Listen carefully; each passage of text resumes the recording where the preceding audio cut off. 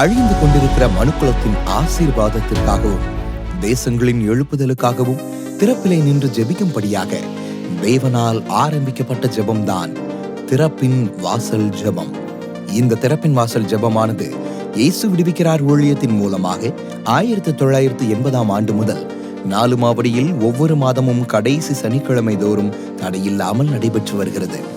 ஜூலை மாதம் 25ஆம் தேதி 4 மாவடி தேவனுடைய கூடாரத்தில் நடைபெற்ற திறப்பின் வாசல் ஜெபத்திற்கு இந்தியாவின் பல மாநிலங்களிலிருந்தும் வெளி தேசங்களிலிருந்தும் 50,000த்திற்கும் அதிகமான மக்கள் தேசங்களின் எழுப்புதலுக்காக உபவாசித்து ஜெபிக்கவும் தேவனிடத்திலிருந்து அற்புதங்களை பெற்றுக்கொள்வதற்காகவும் உற்சாகத்தோடு கூடி வந்தார்கள்.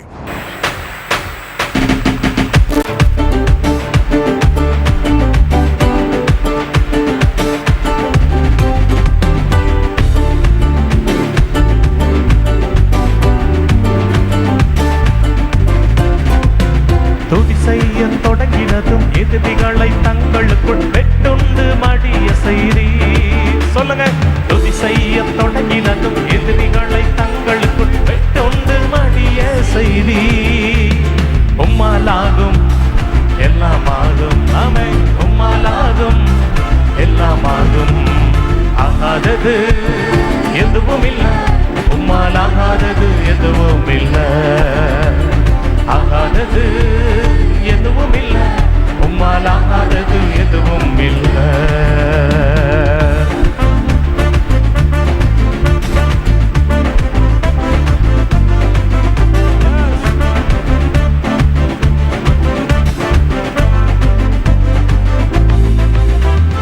அலங்கார வாசலிலே அலங்கோலமுடவனன்று நடந்தானே சுனாமத்தில். அலங்கார வாசலிலே அலங்கோலமுடவனன்று நடந்தானே சுனாமத்தில். உம்மாலாகும் எல்லாமாகும், சொல்லுங்க, உம்மாலாகும் எல்லாமாகும், ஆகாதது எதுவும் இல்லை. உம்மாலாகாதது எதுவும் இல்லை, ஆகாதது எதுவும் இல்லை. உம்மாலாகாதது எதுவும் இல்லை.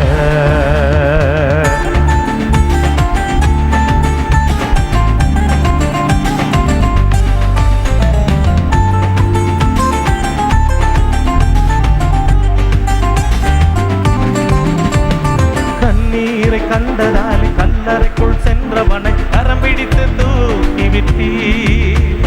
கண்ணீரை கண்டதாலே கல்லறைக்குள் சென்றவனை கரம் பிடித்து தூக்கி விட்டீர். உம்மாலாகும் எல்லாமாகும், உம்மாலாகும் எல்லாமாகும். ஹல்லேலூயா. நன்றி இயேசுவே, என்னாலும் இயேசுவே. நன்றி இயேசுவே, என்னாலும் இயேசுவே. நன்றி அப்பா, நன்றி இயேசுவே, என்னாலும் இயேசுவே. நன்றி இயேசுவே, என்னாலும் இயேசுவே.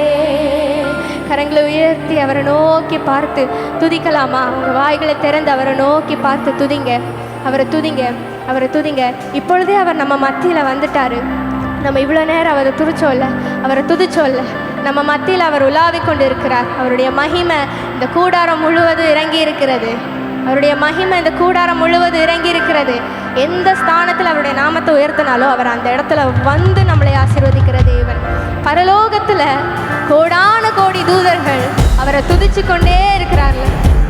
ஆனால் அவர் நம்ம மத்தியில் உலாவ விரும்புகிறார். அவர் பரிசுத்தர் பரிசுத்தர்னு சொல்லி எப்படி தேவ தூதர்கள் துதிக்கிறாங்களோ அதே போல நம்ம இப்போ துதிக்க போகிறோம். கரங்களை உயர்த்தி அவர் நம்ம மத்தியில் இருக்கிறார். அவர் சேனைகளின் கர்த்தர், அவர் சேனைகளின் கர்த்தர். அவர் நம்ம மத்தியில் இறங்குகிறார்.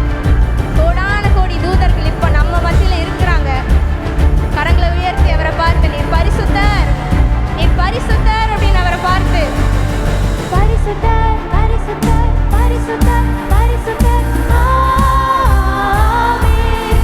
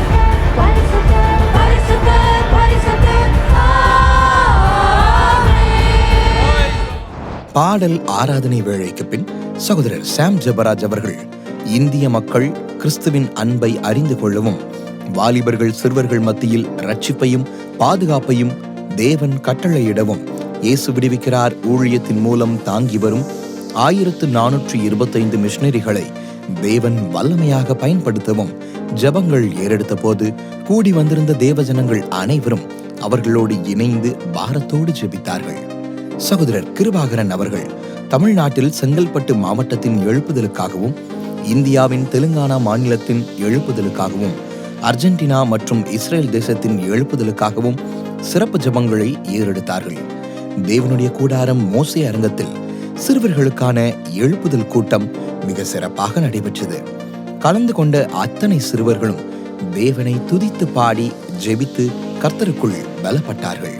இந்த திறப்பின் வாசல் ஜெபத்திற்கு வந்த தமிழ் தெரியாத மக்களுக்கு ஆங்கிலம், ஹிந்தி, கன்னடம் உள்ளிட்ட 3 மொழிகளில் மொழிபெயர்ப்பு செய்யப்பட்டது. இயேசு விடுவிக்கிறார் ஊழியத்தின் மூலம் அற்புதங்களை பெற்றுக்கொண்டவர்கள் சாட்சி கூறி தேவனை மகிமைப்படுத்தினார்கள். ஜனவரி உபவாச கூட்டத்துக்கு வந்தேன். அப்போது அதுக்கு முன்னால் எனக்கு பாம்பு கனவு ரொம்ப அதிகமாக இருந்துச்சு. எங்கள் வீட்டுக்காருக்கும் அதே மாதிரி பாம்பு கனவு அதிகமாக இருந்துச்சு. சர்ப்பத்தினாவி அப்படியே தீயோட படம் எடுத்து நிற்கிற மாதிரி இருக்கும். எங்கள் வீட்டுக்காரும் எனக்கும் பாம்பு கனவாக வருது அப்படின்னாங்க. அப்போ உபவாச கூட்டத்துக்கு கலந்துக்கிட்டேன். அப்போ ஐயா சர்ப்பத்தினாவின் தூண்டுறவங்கெல்லாம் கையை தூக்கி ஜெபம் பண்ணுங்க அப்படின்னாங்க. அப்போது நானும் ஜெபிச்சு அழுது ஜெபம் பண்ணேன். அதிலிருந்து எனக்கு பாம்பு கனவு எதுவும் வரவே இல்லை. கடலுக்கு கூடான கொடி சூத்திரம். ஆமென். அந்த ஆவியிலிருந்து இப்போ விடுதலை பெற்றீங்க. விடுதலையோடு சந்தோஷமா இருக்கிறீங்க. அல்லேலூயா. திருமணமாகி 4 வருஷம் கழிச்சு எனக்கு குழந்தை பாக்கி கொடுத்துருக்கிறாரு. ஆண் குழந்தை பெற்றுக்கிட்டேன். கர்த்தரோட கிருபையினால ஆப்ரேஷன் பண்ணி கர்த்தரோட கிருபையில சக்தி கொடுத்து கர்த்தரோட கிருபையினால எனக்கு ஆண் குழந்தை வாரிசு கொடுத்துருக்கிறாரு. பெயர் சாமுவேல்னு பேர் வச்சிருக்கையா. ஆமென். எத்தனை வருஷமா குழந்தை இல்லாம இருந்தாங்க? 4 வருஷம். 4 வருஷமா? சரி, எப்படி இந்த ஜெபத்துல தான் வச்சங்கய்யா. யார் இந்த குழந்தை கொடுத்தது? ஏசப்பா. ஆமென். ஹல்லேலூயா. கரங்களை தட்டி ஆண்டவருக்கு மகிமை செலுத்துவோம். கர்த்தருக்கு மகிமை உண்டாதாக. நான் 9ஆம் தேதி சுகமளிக்கிற ஆராதனைக்கு வந்திருந்தேன். என் பேரை நடக்க முடியாமல் இருந்தான். எப்படியாவது நடக்கணும்னு கூட்டிகிட்டு வந்திருந்தேன். வந்துட்டு நைட்டு வீட்டுக்கு போனப்போ அவனுக்கு பிக்ஸ் ரொம்ப சீரியஸான கண்டிஷன் ஆகிடுச்சு. அப்போ டாக்டர் போனால் தனியார் ஹாஸ்பிட்டலில் எல்லாருமே கைவிட்டுட்டாங்க.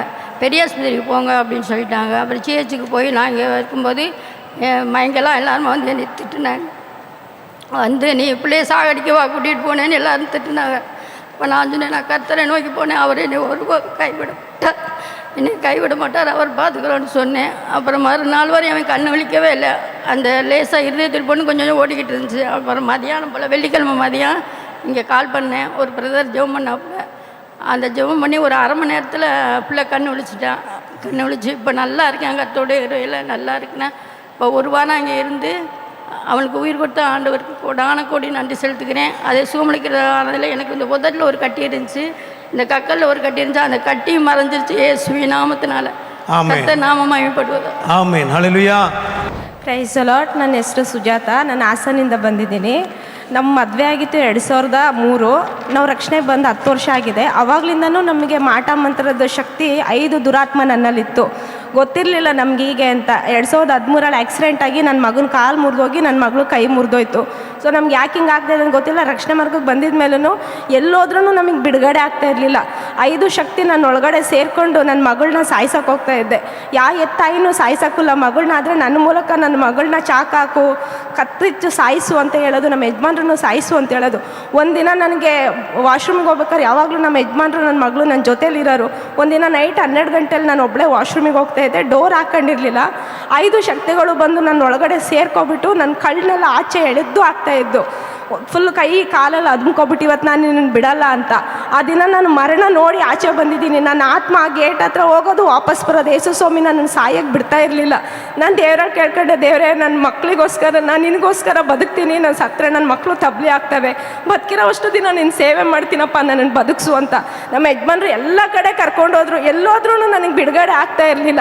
ಎಲ್ಲೋದ್ರೂ ಹೋಗೋದು ಮತ್ತೆ ಬರೋದು. ಮಧ್ಯರಾತ್ರಿ ನಮ್ಮ ಯಜಮಾನ್ರನ್ನ ಸಾಯ್ಸೋಕೆ ಹೋಗೋದು, ಮಕ್ಕಳನ್ನ ಸಾಯ್ಸೋಕೆ ಹೋಗೋದು, ನಾನು ಸಾಯಕ್ಕೆ ಹೋಗೋದು. ಇದೇ ಥರ ತುಂಬ ಲಾಸ್ಟ್ ಕೊನೆ ಸ್ಟೇಜಲ್ಲಿ ಬೇಡಪ್ಪ ಈ ಜೀವನ ನನಗೆ, ದೇವರೇ ನನ್ನನ್ನು ಬದುಕ್ಸಂಗಿದ್ರೆ ಬದುಕಿಸಿ ಸಾಯಿಸ್ಬಿಡು. ಅಷ್ಟು ನೋವು ನನಗೆ. ಒಂದು ಕಬ್ಬಿನ ರಸ ಹೇಗೆ ಹಿಂಡುತ್ತೋ ಹಾಗೆ ಸೈತಾನು ನನ್ನನ್ನು ಹಿಂಡವು ಹಾಕ್ಕೊಂಡು ಆ ಟೈಮಲ್ಲಿ ಸಾಕ್ಷಿ ನೋಡ್ತಾ ಇದ್ವಿ ನಾವು ಯಾವಾಗಲೂ ಇಲ್ಲಿ ಬರೋದು ಸಾಕ್ಷಿನ ಟಿ ವಿಲಿ. ನಮ್ಮ ಯಜಮಾನ್ರಿಗೆ ಗೊತ್ತಿಲ್ಲ ನಮಗೆ ತಮಿಳ್ ಬರಲ್ಲ, ಯಾರ್ಯಾರನ್ನ ಕೇಳ್ಕೊಂಡು ಕರ್ಕೊಬಂದರು. ನಾನು ಲಾಸ್ಟ್ ಅಲ್ಲಿ ಕುತ್ಕೊಂಡಿದ್ದೆ. ಅಲ್ಲಿ ಕುತ್ಕೊಂಡಿದ್ದು ಅಷ್ಟೇ ಗೊತ್ತು. ಮೋಹನಣ್ಣ ಬಂದು ಪ್ರೇಯರ್ ಮಾಡ್ಬೇಕಾದ್ರೆ ನಾನು ನೋಡ್ತೀನಿ, ಬಂದಿಲ್ಲಿ ಬಿದ್ದಿದ್ದೀನಿ. ಅವ್ರು ಹೇಳ್ತಾಯಿದ್ರು 10 ಜನ ನಿನ್ನನ್ನು ಹಿಡಿದ್ರು ಅಂತ. ನನಗೆ ಗೊತ್ತಿಲ್ಲ. ಆಮೇಲೆ ಲಾಸ್ಟಿಗೆ ಮತ್ತೆ ಇಲ್ಲಿ ಇದ್ದಾರೆಲ್ಲ ಹೇಳಿದ್ರು, ನಿಮ್ಮ ತಪ್ಪುಗಳನ್ನ ನೀವು ಅರ್ಕೆ ಮಾಡಿ, ದೇವ್ರು ನಿಮಗೆ ಬಿಡುಗಡೆ ಕೊಡ್ತಾರೆ ಅಂತ. ಆ ದಿನ ನನ್ನ ತಪ್ಪುಗಳನ್ನೆಲ್ಲ ನಾನು ಅರ್ಕೆ ಮಾಡ್ಕೊಂಡೆ. ದೇವರೇ ನನ್ನಲ್ಲಿ ಏನೇ ತಪ್ಪಿದ್ರು ಕ್ಷಮಿಸಪ್ಪ, ಇಲ್ಲಿಂದ ಹೋಗೋಷ್ಟು ನಂಗೆ ಬಿಡುಗಡೆ ಕೊಡು, ಎಲ್ಲರಿಗೂ ಬಿಡುಗಡೆ ಕೊಟ್ಟಿದ್ಯಾ, ನನಗೂ ಬಿಡುಗಡೆ ಕೊಡಪ್ಪ ಅಂತ. ಆ ದಿನ ಬಿಡುಗಡೆ ಕೊಟ್ಟಿದ್ದು ದೇವರು. ಇಲ್ಲಿವರೆಗೂ ನನಗೆ ದುರಾತ್ಮ ಶಕ್ತಿ ಯಾವುದೂ ಇಲ್ಲ. ಯಾವ ಊರಿಂದ ನಮ್ಮನ್ನು ಆಚೆ ಹಾಕಿದ್ದೋ ದುರಾತ್ಮ, ಅದೇ ಊರಲ್ಲಿ ನಾವು ಇವತ್ತು ಸೇವೆ ಮಾಡ್ತಾ ಇದ್ದೀವಿ. ನನ್ನ ಮಗಳು ಬಂದಿಲ್ಲಿ ಸೇವೆ ಮಾಡ್ತಾ ಇದ್ದಾಳೆ, ನನ್ನನ್ನು ಬದುಕಿಸಿದ್ದಾರೆ, ನನ್ನ ಮಗಳನ್ನೂ ಬದುಕಿಸಿದ್ದಾರೆ ದೇವರು. ಯೇಸು ಸ್ವಾಮಿಗೋಸ್ಕರ ನಾವು ಜೀವಿಸ್ತಾ ಇದ್ದೀವಿ ಕೊನೆವರೆಗೂ. ಈ ಸಾಕ್ಷಿ ಹೇಳಕ್ಕೆ ಕೊಟ್ಟಂತ தேவனுக்கே ಸ್ತೋತ್ರ. ஹல்லேலூயா. 5 விதமான அசுத்தாவிகள் இருந்து ரொம்ப கஷ்டப்பட்டு பாத்ரூம் கூட போக முடியாமல் யாரோ ஒருவருடைய உதவியின் பேரில் தான் அவங்க வந்து செயல்பட முடியும். இங்கே வந்து அந்த பக்கத்தில் உட்காந்து ஜெபத்தில் கலந்து கொண்டிருக்கிறாங்க. ஆண்டவர் விடுதலை கொடுத்திருக்கிறார். கர்த்தருக்கு மகிமை உண்டாவதாக. என் கணவர் வந்து ஒரு ஆர்மியில் வேலை செஞ்சு ஸ்டேட் பேங்கில் கேஷியராக இருந்தார். போன ஆண்டில் அவர் வந்து இறந்துட்டார். அதை குறித்து நான் அழுதுகிட்டே இருப்பேன். அடிக்கடி அழுது வந்துகிட்டே இருக்கும். அப்புறம் ஒரு 5 மாதமாக என் வயிற்று வேலையார் வந்து அது மாத்திரம் வந்து எடுத்தும் குணமாகலை. அப்போ பிரதர் இந்த திருப்பின் வாசல் அப்போ என் பேரை கூப்பிட்டு, சுந்தரி சுந்தரி, உன் கணவர் இறந்ததுக்காக நீ அழுது கொண்டிருக்கிறாயா, சமாதானம் உண்டாவதாகன்னு சொன்னார். வயிற்று வலியும் உனக்கு குணமாகுதுனாரு. அதுலேருந்து வயிற்று வலியும் குணமாகிச்சு, அழுகையும் நின்று சமாதானம் உண்டாச்சு, ஆவிக்கும் விடுதலை உண்டாச்சு, சரீரத்துக்கும் கர்த்தர் அவர் மூலியமாக விடுதலை கொடுத்த கர்த்தருடைய நாமத்துக்கு மகிமை உண்டாகுது. ஆமென். ஹல்லேலூயா. எல்லார் கரங்களை தட்டி ஆண்டவர் மகிமைப்படுத்துங்க. எனக்கு 2022 ஏப்ரலில் அடி வயிற்றில் ஒரு லைட்டாக எரிச்சல், ஒரு ஊறல் மாதிரி இருந்தது. டாக்டரை போய் பார்த்தேன். அவங்க யூரினில் இன்ஃபெக்ஷன் இருக்குதுன்னு சொன்னாங்க. டேப்லெட் இன்ஜெக்ஷன்லாம் கொடுத்தாங்க. போட்டு எனக்கு சரியாகலை. அந்த எரிச்சல் வந்து உடம்பெல்லாம் ஆகிட்டு, ஃபேஸ் ஒன்றும் செய்யாது, இந்த கழுத்துக்கு கீழே இடுப்புக்கு மேலே கால் ஒன்றும் செய்யாது, சரீரம் ஃபுல்லாக அப்படியே தீ மேலே தீ வச்ச மாதிரி தான் இருக்கும். உடம்பு லைட்டாக ஷேக் பண்ண, அப்படியே லைட்டாக ஆட்டக்கூட முடியாது. இதனால் பயம் வந்துட்டு இதுக்காக நிறைய டாக்டரெல்லாம் போய் பார்த்தேன். ஆனால் இதுக்கு வலியே இல்லை, எரிச்சல் தான் இருந்தது. மரண பயம், சாப்பிட முடியலை, உடம்பெல்லாம் அப்படியே ரொம்ப மெலிவாயிட்டு, நாளையடவில் எனக்கு பேசுறதுக்கு கூட பலன் இல்லை. என் பிள்ளைங்களை வான்னு சொல்லி கூப்பிடுறது கூட எனக்கு பலன் இல்லாமல் போயிட்டு, அப்புறம் இங்கே வந்தேன். செப்டம்பர் 1ஆம் தேதி வியாழக்கிழமை எங்கள் மீட்டிங்கில் வந்தேன். இந்த லைட்டு வெளிச்சம் வைக்க கூட எனக்கு எரிச்சல் தாங்கவே முடியலை. இங்கே வந்தது கொஞ்சம் கொஞ்சமாக எனக்கு படிப்படியாக சுகம் கிடைச்சது. அப்புறம் ஏசப்பா எல்லாமே தெய்வம் அப்படின்னு நினச்சேன். ஆனால் ஏசு மட்டும்தான் தெய்வம்னு எனக்கு தெரியாமல் போச்சு. ரொம்ப இந்த ஏசப்பாவை அறியாமல் நான் பட்ட கஷ்டங்கள் அவ்வளோ, ரொம்ப என்னால் முடியலை. இப்போ ஏசப்பா என் வாழ்க்கையில் வந்திருக்குது, ரொம்ப சந்தோஷம். இதை விட இன்னொரு பிரச்சனையும் கூட என் வாழ்க்கையில் இருந்தது. 10 வருஷமாக நான் நைட்டு தூங்கும் போதும், பகலில் என் வீட்டில் தூங்கினாலும் ஒரு உருவம் என் மேலே வந்து என் நெஞ்சில் உட்காந்து அப்படியே என்னை அழுத்தும், சங்கை பிடிச்சி நெரிக்கும், காலெல்லாம் பிடிச்சி சுத்தும், தூங்கவே முடியாது. நிம்மதியாக தூங்கி 10 வருஷம் ஆகுது. இந்த இயேசு விடுக்கிறார் புக்கு எங்கள் வீட்டுக்கு, எங்கள் அம்மா வீட்டுக்கு வரும். அதில் உள்ள சாட்சி மட்டும் எனக்கு புரியும். அதை நான் அப்பம் போல் படிப்பேன். இந்த மாதிரி பிரச்சனை இருக்கும் டைம் தான் அதை படிப்பேன். 10 வருஷம் இருந்த வியாதிலாம் சரியாகுது, 25 வருஷம் இருந்தது, இப்படிலாம் இத்தனை வருஷம் இருந்ததெல்லாம் சுகமாகுதுன்னு அதை படிப்பேன். ஆனால் நம்ம போவோமா, வேண்டாம், இதெல்லாம் பொய்யா இருக்கும், இதெல்லாம் நம்பி இவங்க காசு கொடுத்து இதெல்லாம் சொல்கிறாங்க, இதெல்லாம் பொய் அப்படின்னு சொல்லிட்டு நான் விசுவாசிக்க மாட்டேன். ஆனால் இந்த வியாதியிலேருந்து எனக்கு விடுதலை கொடுத்த பிறகு மட்டும்தான் தெய்வம்னு நான் இப்போ அறிஞ்சுக்கிட்டேன். இப்போ எந்த பிரச்சனையும் எனக்கு இல்லை, நான் நல்லா இருக்கேன். ஆமென். ஹல்லேலூயா. கர்த்தருடைய நாமத்துக்கு ஸ்தோத்திரம். கடந்த 5 வருடங்களாக மருமகளுக்கு குழந்தை இல்லை. அப்போ நாங்கள் 2023ஆம் ஆண்டு திறப்பின் வாசல் ஜெபத்துக்கு டிசம்பர் மாதம் 31ஆம் தேதி வந்திருந்தோம். அந்த கூட்டத்தில் வந்து குடும்பமாக வந்து கலந்துக்கிட்டோம்.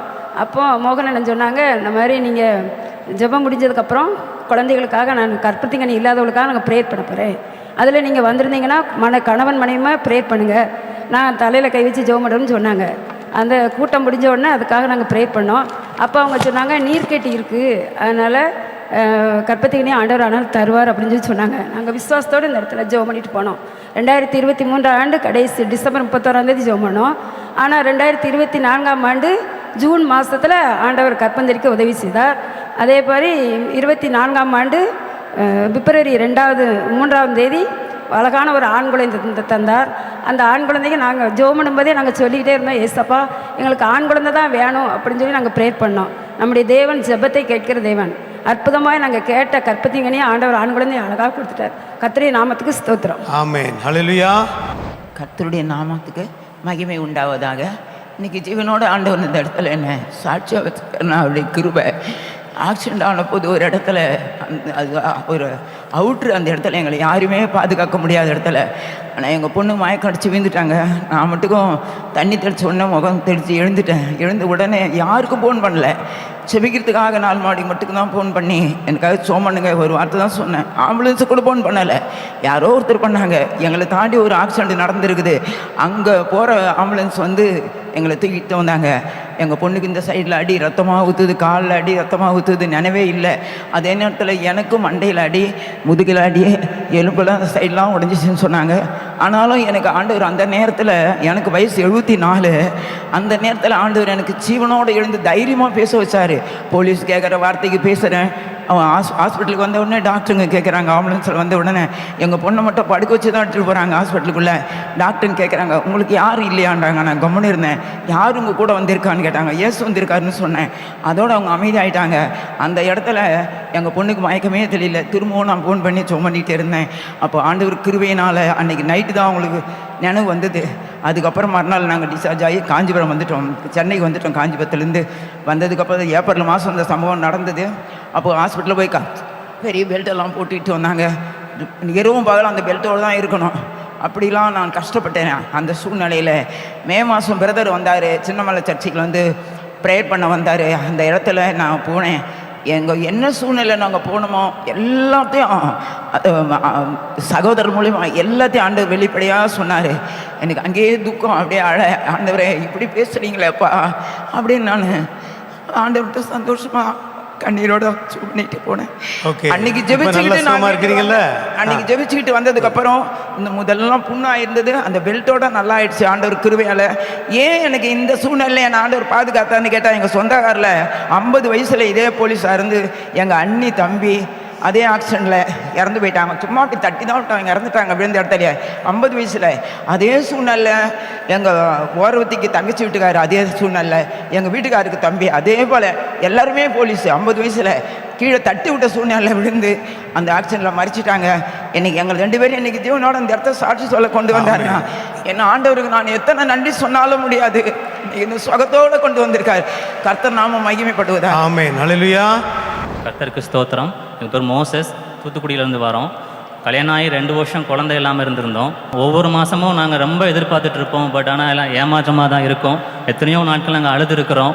அந்த நேரத்தில் தான் கடந்த வருஷம் சந்ததி ஆசீர்வாத கூட்டத்துக்காக இங்கே வந்திருந்தோம். வேறு வழியே இல்லாமல் கடைசியாக இங்கே வரலாம் அப்படி தான் இங்கே வந்திருந்தோம். இங்கே வந்து இதே இடத்துல தான் நானும் ஒய்ஃபும் கண்ணீரோடு முழங்கால் இட்டு நாங்கள் ஜெபித்தோம்.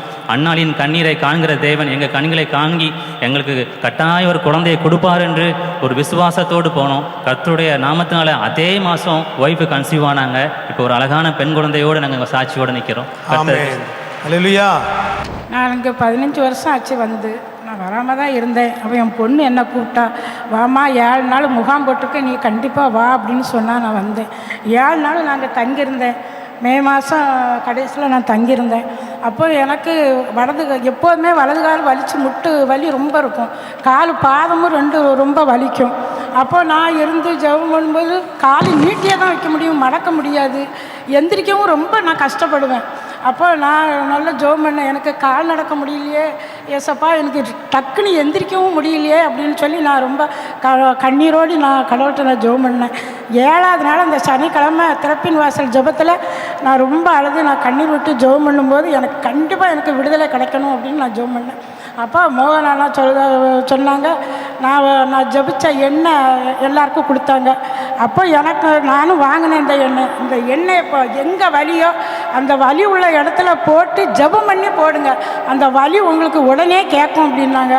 அப்போது நான் வீட்டில் போய் நான் நைட்டில் நான் படுக்கும்போது ஜெபம் பண்ணும்போது அந்த வலி உள்ள இடத்துல நான் ஜெபம் பண்ணி போட்டேன்.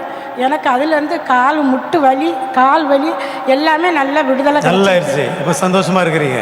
சந்தோஷமா. ஆமென். ஹல்லேலூயா. ஆண்டவர் செய்த அற்புதத்துக்காக ஆண்டவருக்கு மகிமை செலுத்துங்க. ஏசப்பாக்கு நன்றி.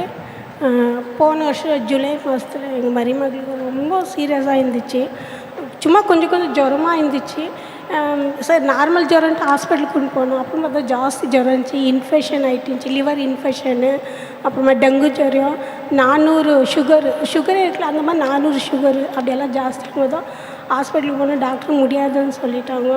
அப்புறமா ரொம்ப கண்ணீரும் ஜபம் பண்ணிருக்கும் போது தான் 4 மாடி ஜப கூடாரத்துக்கு நாங்கள் ஃபோன் பண்ணி சொன்னோம், இந்த மாதிரி சூழ்நிலைமைக்கு ஜபம் பண்ணுவோன்னு. அவங்க கண்ணீரோடு ஜபம் பண்ணாங்க சகோதரி. ஜபம் பண்ணும்போது அடுத்த நாள் அவங்க உடம்பெல்லாம் ஒரு மாதிரி சகப்பாக எரிச்சலெல்லாம் ஆகிட்டுருந்துச்சு.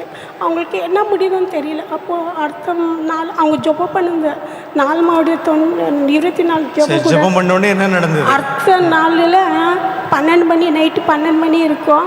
அப்படியே ஒரு வெளிச்சம் மாதிரி வந்துட்டு எங்கள் மருமகளை அப்படியே தொட்டுருந்தா தலை பின்னாடி தான் அப்படியே இருட்டு அப்படியே போயிடுச்சு.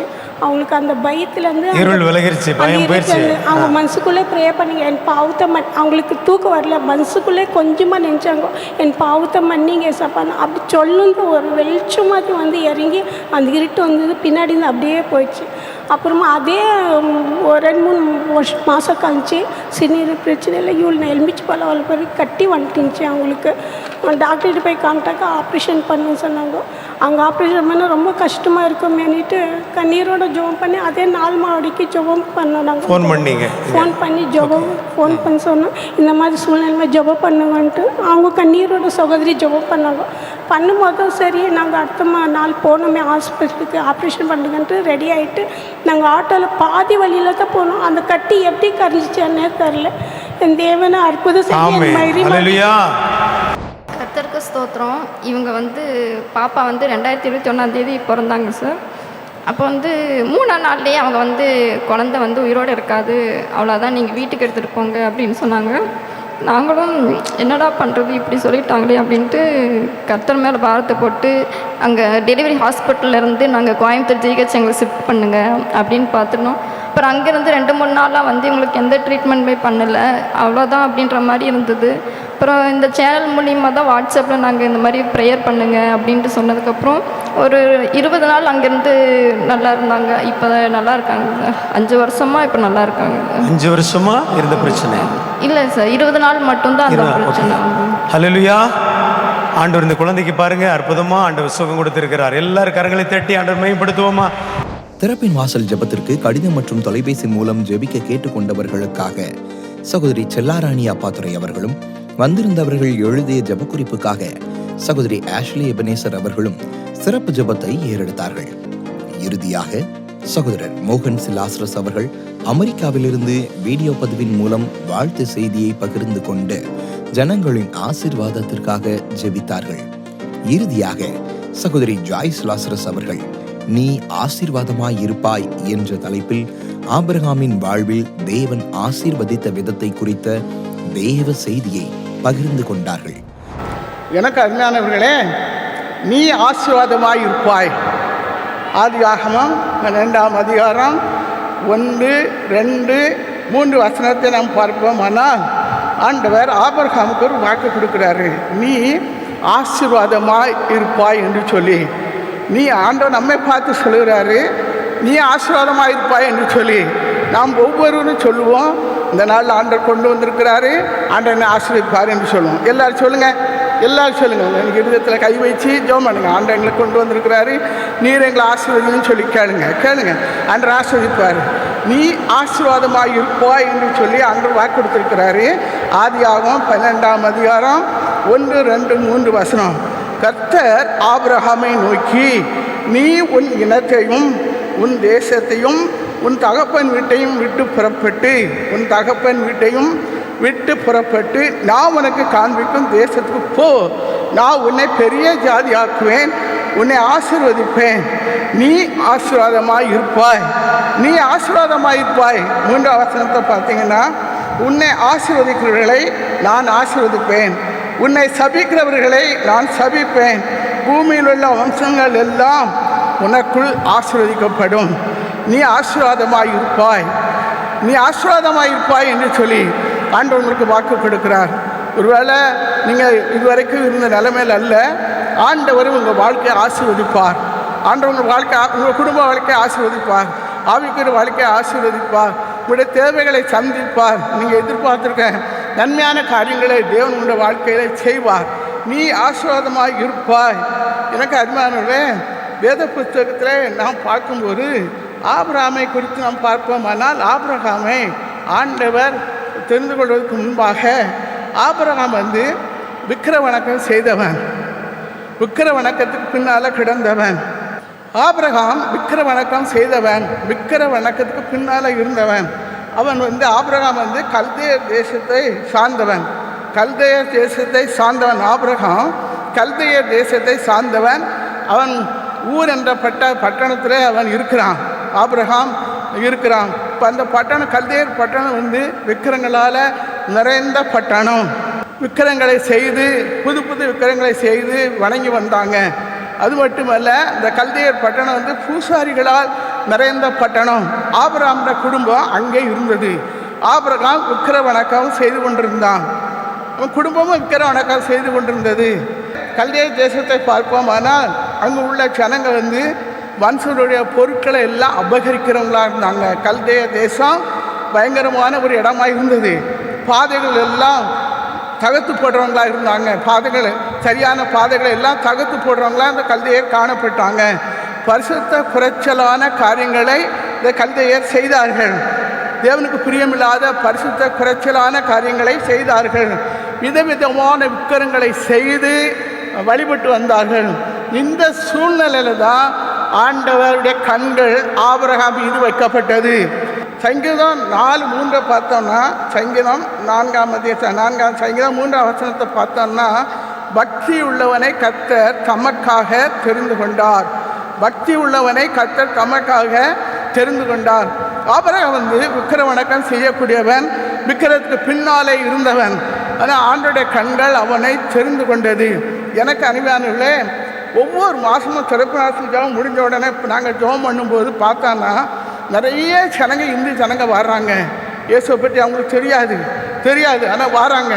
அவங்க எதுக்காக வர்றாங்கன்னா, அவங்க வாழ்க்கையில் சமாதானம் வேணும், சந்தோஷம் வேணும், எனக்கு ஆசீர்வாதம் வேணும், என் குடும்பத்தில் அந்த நன்மையான காரியத்தை செய்யணும்னு சொல்லி உங்க ஜெபத்துக்காக வராங்க. அவங்களுக்கு இயேசுக்கும் சம்பந்தம் இல்லை. ஆனால் ஆண்டவர் இந்த கூடாரத்தை கொண்டு வர்றாரு. ஆண்டவர் சொன்னார், புறஜாதிகளை என்னுடைய கூடாரத்துக்கு நான் கொண்டு வருவேன்னு சொன்னார். அப்படி ஆண்டவர் புறஜாதி மக்களை இந்த கூடாரத்தில் ஆண்டவர் கொண்டு வருகிறார். அப்போ அவர்களுக்கு சுவிசேஷத்தை நாம் சொல்லுகிறோம், இயேசுவை பற்றி நாம் சொல்லுகிறோம். இங்கே இருக்க தம்பிமார்கள் எல்லாருமே, முடிச்சிருக்க எல்லாருமே சொல்கிறாங்க, இயேசுடைய வார்த்தை சொல்லப்படுகிறது. இப்போ நம்ம ஆண்டவருடைய பிள்ளையாக இருந்து ஆண்டவருடைய ஆசீர்வாதத்தை பெற்றுக்கொள்ளணும்.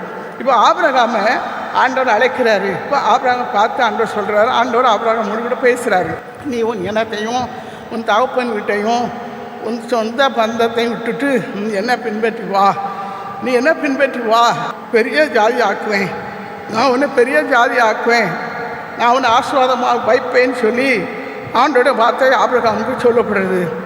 ஆபிரகாம் ஆண்டோடைய வார்த்தைக்கு கீழ்ப்படிந்தான்.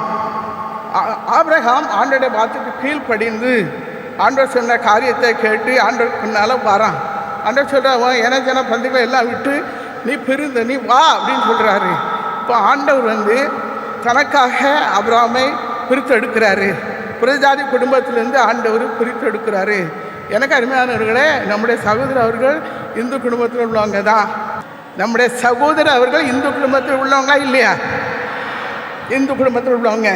இப்போ ஆண்டவர் அவங்க குடும்பத்திலேருந்து பிரித்து எடுத்து தான் ஆண்டவர் ஊழியத்துக்குன்னு கொண்டு ஊழியம் செய்கிறக்கு ஆண்டவர் வச்சிருக்காரு. வேறு பிரிக்கிற அனுபவம் உலக வாழ்க்கையிலேருந்து ஆண்டவர் வேறு பிரிக்கிறாரு. ஒருவேளை நீங்கள் கர்த்தருடைய ஊழியத்தை செய்யலாம், கர்த்தருடைய ஊழியத்தை நீங்கள் செய்து கொண்டிருக்கலாம், உங்கள் வாழ்க்கையில் நீங்கள் வேறு பிரிக்கப்பட்ட நிலைமையில் இருக்கலாம், உங்கள் குடும்பத்தாரால் நீங்கள் அற்பமாக எண்ணப்படலாம், ஆகாது என்று சொல்லி தள்ளப்படலாம். ஆனால் ஆண்டோட கரத்தில் பிளேயர் பெற்ற பொக்கிஷன் என்பதை நீங்கள் மறந்து போகக்கூடாது. ஆண்டவர் அழைச்சா நடத்துவார், ஆண்டவர் அழைத்தால் நடத்துவார். ஆபிரகாமை ஆண்டவர் அழைக்கிறாரு, நீ என்ன பின்பற்றி வா, நான் உன்னை ஆசீர்வதிப்பேன், உன்னை பெரிய ஜாதி ஆக்குவேன், நீ ஆசீர்வாதமாக இருப்பான்னு சொல்லி ஆண்டவர் வாக்கு கொடுக்குறாரு. இதே போல் ஆபிரகாம் ஆண்டோடைய வார்த்தைக்கு, தேவனுடைய வார்த்தை கீழ்ப்படிந்து கல்தேயர் தேசத்திலிருந்து புறப்பட்டு அதை ஆண்டவரை பின்பற்றி வந்தான், கானான்களை கடந்து வந்தான். எனக்கு அருமையானால ஆண்டவர் நம்மோடு கூட பேசுகிற வார்த்தைக்கு நம்ம கீழ்ப்படிந்து நடக்கக்கூடிய இருதயம் நமக்கு இருக்கணும். ஆபிரகாமுக்கு இருந்தது. அவன் கீழ்ப்படிஞ்சான், ஆண்டவரிடத்தை ஆசீர்வாதத்தை பெற்றுக்கொண்டான். எனக்கு அருமையானவர்களே, நம்முடைய இயேசுடைய ஊழியத்தின் ஆரம்ப நாட்களில் ஒரு பாஸ்டர் இங்கே இருந்தாங்க. அந்த பாஸ்டருடைய ஊழியத்தின் பின்னணியை பார்த்தோன்னா, அந்த பாஸ்டர் வந்து வாலிப வயசில் ஆண்டவர் அவரை அழைச்சிருக்காரு, ஊழியத்துக்காக அழைச்சிருக்காரு.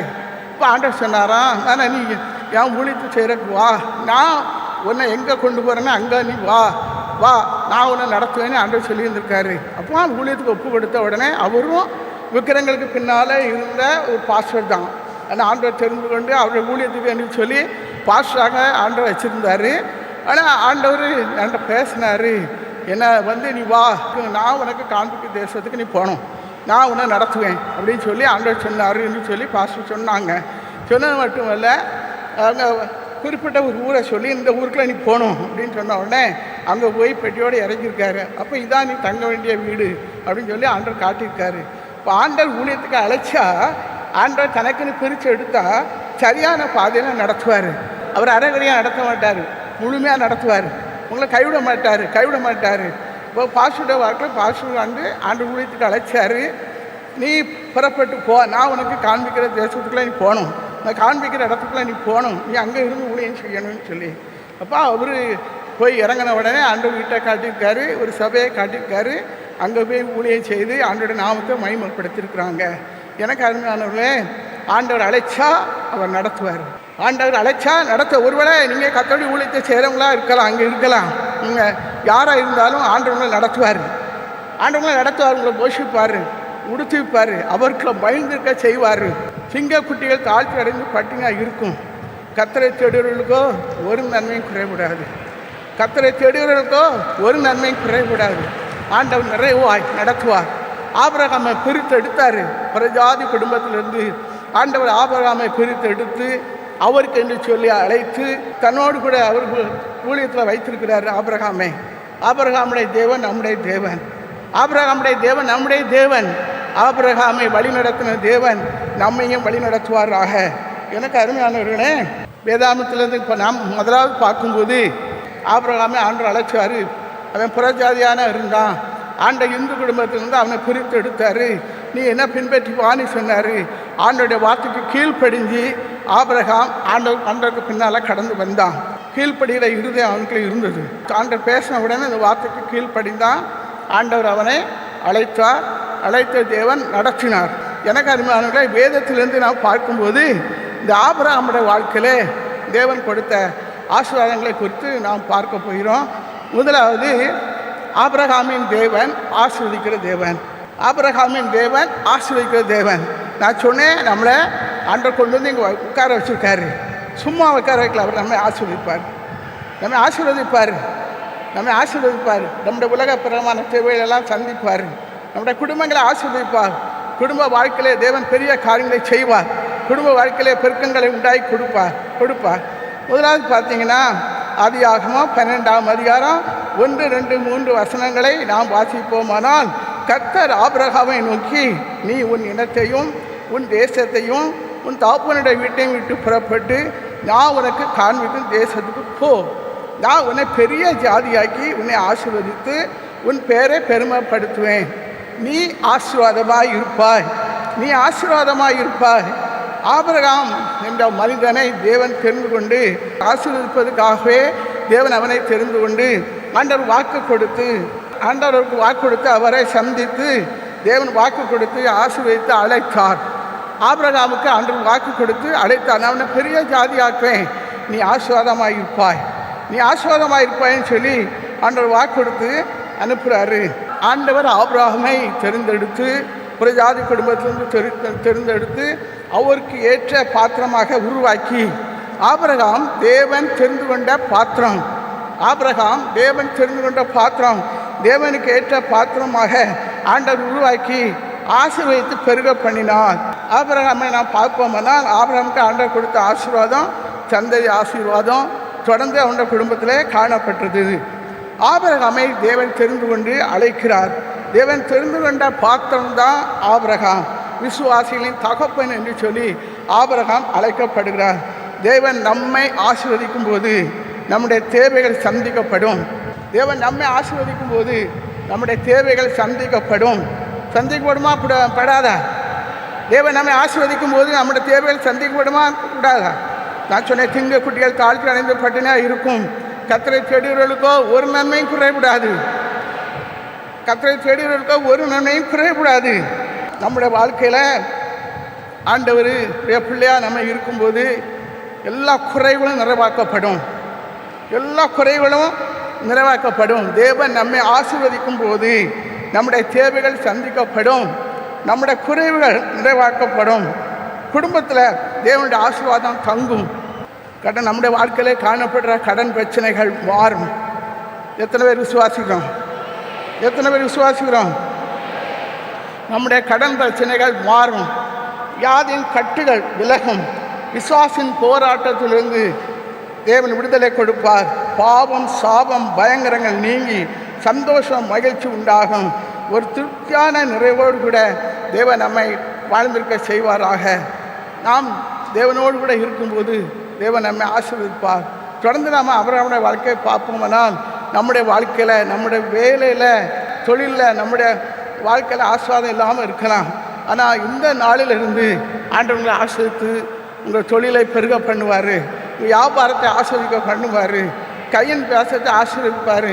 நீங்கள் செய்கிற சிறு தொழிலையும் தேவன் ஆசீர்வித்து பெருக பண்ணுவார்.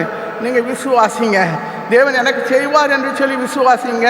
உங்கள் வாழ்க்கையில் அற்புதம் நடக்கும். கடன் பிரச்சனையோடு கூட நான் இந்த இடத்துல வந்திருக்கேனே, கடன் பிரச்சனையோடு கூட வந்திருக்கிறேனே, நான் ஒரு பெரிய குடியாரனாக இருக்கிறேனே, என் குடியாரனா என் வீட்டில் வறுமையை எப்படி தேவன் என்னை ஆசீர்வதிப்பாரா, தேவன் என்னை ஆசீர்வதிப்பாரா, என் குடும்பம் ஆசீர்வதிக்கப்பட முடியுமான்னு சொல்லி நீங்கள் நினைக்கலாம். பல வருட குடிகாரராக நீங்கள் இருக்கலாம். நீங்கள் இயேசுவிடத்தில் வரும்போது இந்த குடி பழக்கத்திலிருந்து தேவன் விடுதலை கொடுப்பார். உங்கள் வாழ்க்கையில் ஆசீர்வாதம் இல்லாமல் இந்த இடத்துல வந்து அமர்ந்திருக்கீங்களா? ஆண்டவர் எனக்கு விடுதலை தருவார் சொல்லி இந்த இடத்துல வந்து அமர்ந்திருக்கீங்களா? தேவன் நிச்சயம் உங்களுக்கு விடுதலை கொடுப்பார், உங்களை ஆசீர்வதிப்பார். உங்கள் வருமான நிலைமை மாறும். வாழ்க்கையை செழிப்பாக ஆண்டவர் கட்டளையிடுவார். ஆபிரகாமை ஆசீர்வதித்த தேவன் உங்களுடைய வாழ்க்கையில் உங்களை ஆசீர்வதிப்பாராக. கலாத்தியர் 3:9 பாருங்கள். விசுவாச மார்க்கத்தார் விசுவாசம் உள்ள ஆபிரகாமோடு கூட ஆசீர்வதிக்கப்பட்டார்கள். விசுவாச மார்க்கத்தார் ஆண்டவனை ஆசீர்வதிப்பார், என் குடும்பத்தை ஆசீர்வதிப்பார், என் பிள்ளைகளை ஆசீர்வதிப்பார், எங்களை பெருக பண்ணுவார் சொல்லி விசுவாசத்தோடு நாம் இருக்கும்போது தேவன் நம்முடைய குடும்பங்களை ஆசீர்வதிப்பார். தேவன் நம்முடைய குடும்பங்களை ஆசீர்வதிப்பார். நாம் விசுவாசத்தோடு இருக்கணும். எபிரேயர் 11:6 பாருங்கள்.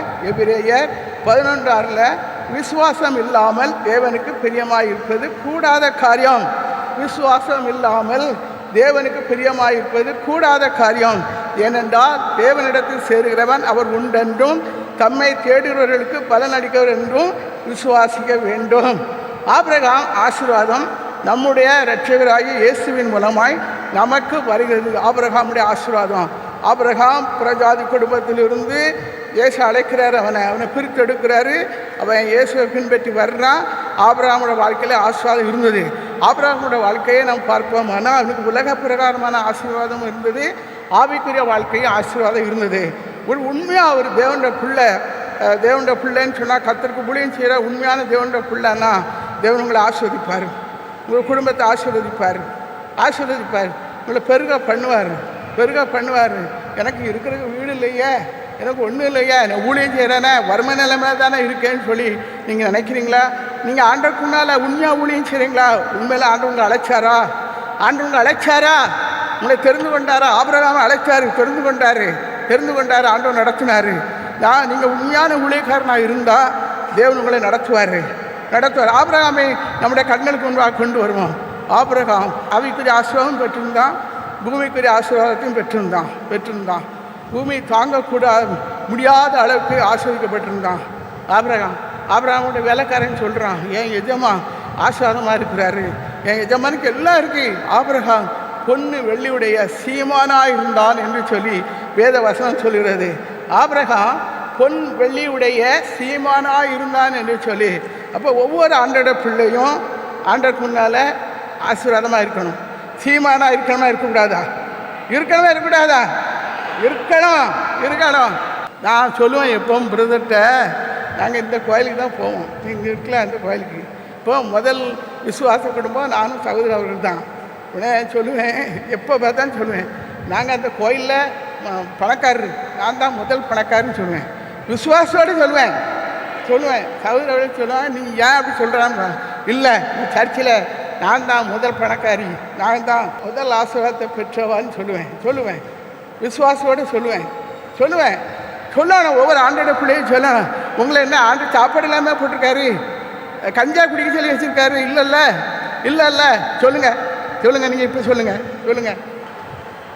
ஆண்டோடைய ஊழியத்தை செய்தால், கர்த்தருடைய ஊழியத்தை செய்தால் வேலை இல்லாமல் அவங்க ஊழியம் செய்யலை. அதை புரிஞ்சுக்கிடணும். அவங்க வேலை இல்லாமல் ஊழியம் செய்யலை. ஆண்டவர் அழைச்சதுனால ஆண்டோடைய வார்த்தைக்கு கீழ்ப்படிஞ்சு ஊழியம் செய்கிறாங்க. இந்த ஆண்டவர் நடத்துகிறாரு. தேவ பிள்ளைகளை ஆண்டவர் போஷிப்பார், உடுத்திப்பார். அவருக்குள் கர்த்தருக்குள் மகிழ்ந்திருக்க செய்வார். ஊழியம் செய்தால் ஒன்றும் இல்லாதவங்க தான் ஊழியத்தில் இருக்காங்கன்னு சொல்லி தப்பான எண்ணம் நீங்கள் கொள்ளக்கூடாது.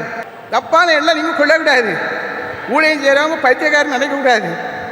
பணம் இல்லை அதனால தான் ஊழியம் செய்கிறாங்கன்னு சொல்லி நீங்கள் நினைக்கக்கூடாது. ஆண்டவர் அழைச்சதுனால தான் அவங்க ஊழியம் செய்கிறாங்க. அதே நேரத்துக்கு ஆசீர்வாதமாக ஆண்டவர் வச்சுருக்காரு. அதே நேரத்தில் அவங்க குடும்பத்தை ஆண்டவர் போஷிப்பார், நடத்துவார். நீங்கள் அற்பமாக எண்ணக்கூடாது. ஊழியர்களை நேசிக்கணும், ஊழியர்களை கனம் பண்ணணும். ஆண்டருக்கு ஊழியம் செய்கிற பிள்ளைங்க சின்ன ட்ராக்ஸ் ஊழியம் செய்தாலும் அவங்களை கனம் பண்ணணும். ஆண்டவர் அவங்கள ஆசீர்வதித்து வச்சிருக்கிறாரு. ஆவிக்கிற வாழ்க்கையிலையும் ஆசீர்வதித்திருக்கிறாரு, உலகப்பரமான காரியத்திலையும் தேவன் ஆசீர்வதித்திருக்கிறாரு. அப்போ இயேசு கிறிஸ்து நமக்களை இருக்கும்போது, ஆண்டவர் நமக்களை இருக்கும்போது தேவன் நம்மை நடத்துவாரா, நடத்த மாட்டாரா? ஒரு அல்லேலூயா சொல்லுங்க. ஆபிரகாம் தேவனுடைய வார்த்தைக்கு கீழ்ப்படிந்ததன் மூலம் ஆண்டவர் நம்மை ஆசீர்வதிக்கிறாரு. ஆதியாகமம் 24ஆம் அதிகாரம் 1ஆம் வசனத்தை பார்த்தீங்கன்னா, கர்த்தர் ஆபிரகாமை எல்லா காரியத்திலையும் ஆசீர்வதித்தார். ஆபிரகாமுக்கு வேலைக்காரன் இருந்தாங்க, வேலைக்காரிகள் இருந்தாங்க, மிருக ஜீவன்கள்லாம் இருந்தது. எல்லாம் ஆண்டவர் கொடுத்து ஆசீர்வதித்து அவனை பூமியில் உயர்ந்த இடத்துல வைத்து செல்வ சீமானாக வைத்திருந்தார். ஆபிரகாம் ஆண்டவரை நம்பி கீழ்ப்படிந்து வந்தபடினால் ஆண்டவரோட ஆசீர்வாதம் ஆபிரகாமுக்கு உண்டாயிற்று.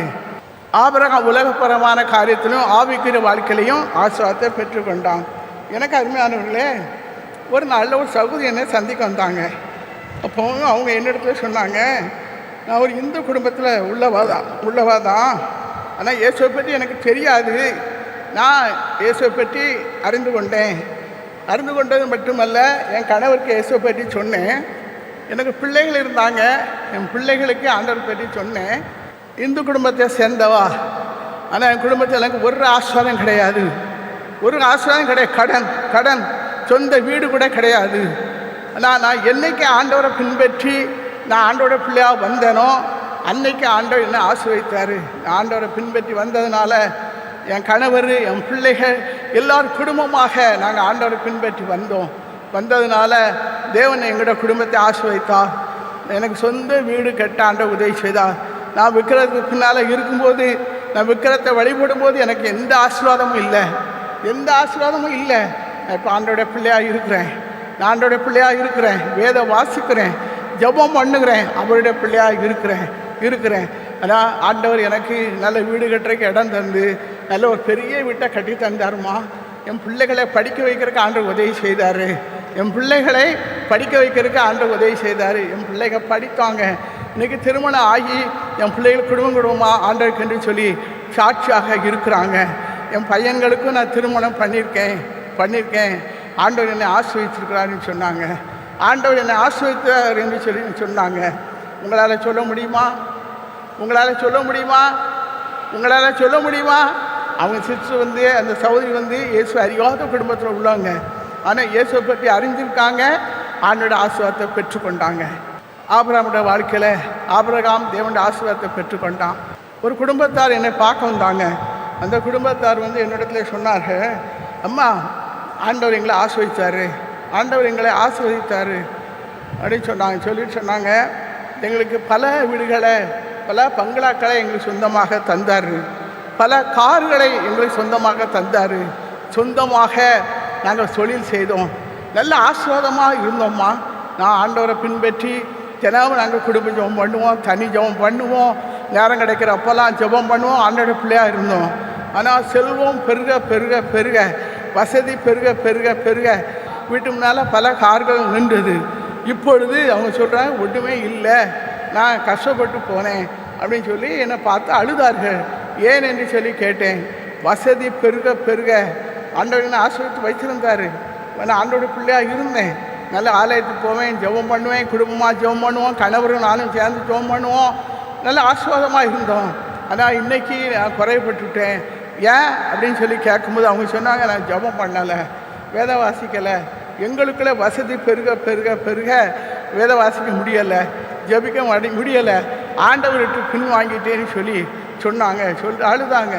இப்போ எனக்கு இப்போ கடன் பிரச்சனையில் இருக்கிறேன், இப்போ டிப்ரெஷனில் இருக்கேன், மனக்குழப்பத்தில் இருக்கிறேன், எனக்கு என்ன செய்யணும் தெரியலை அப்படின்னு சொல்லி நான் சொன்னேன், ஒரே வழி இயேசுவை தான் நீங்கள் பிடிக்கணும், ஒரே வழி இயேசுவை தான் நீங்கள் பிடிச்சிக்கிடணும்.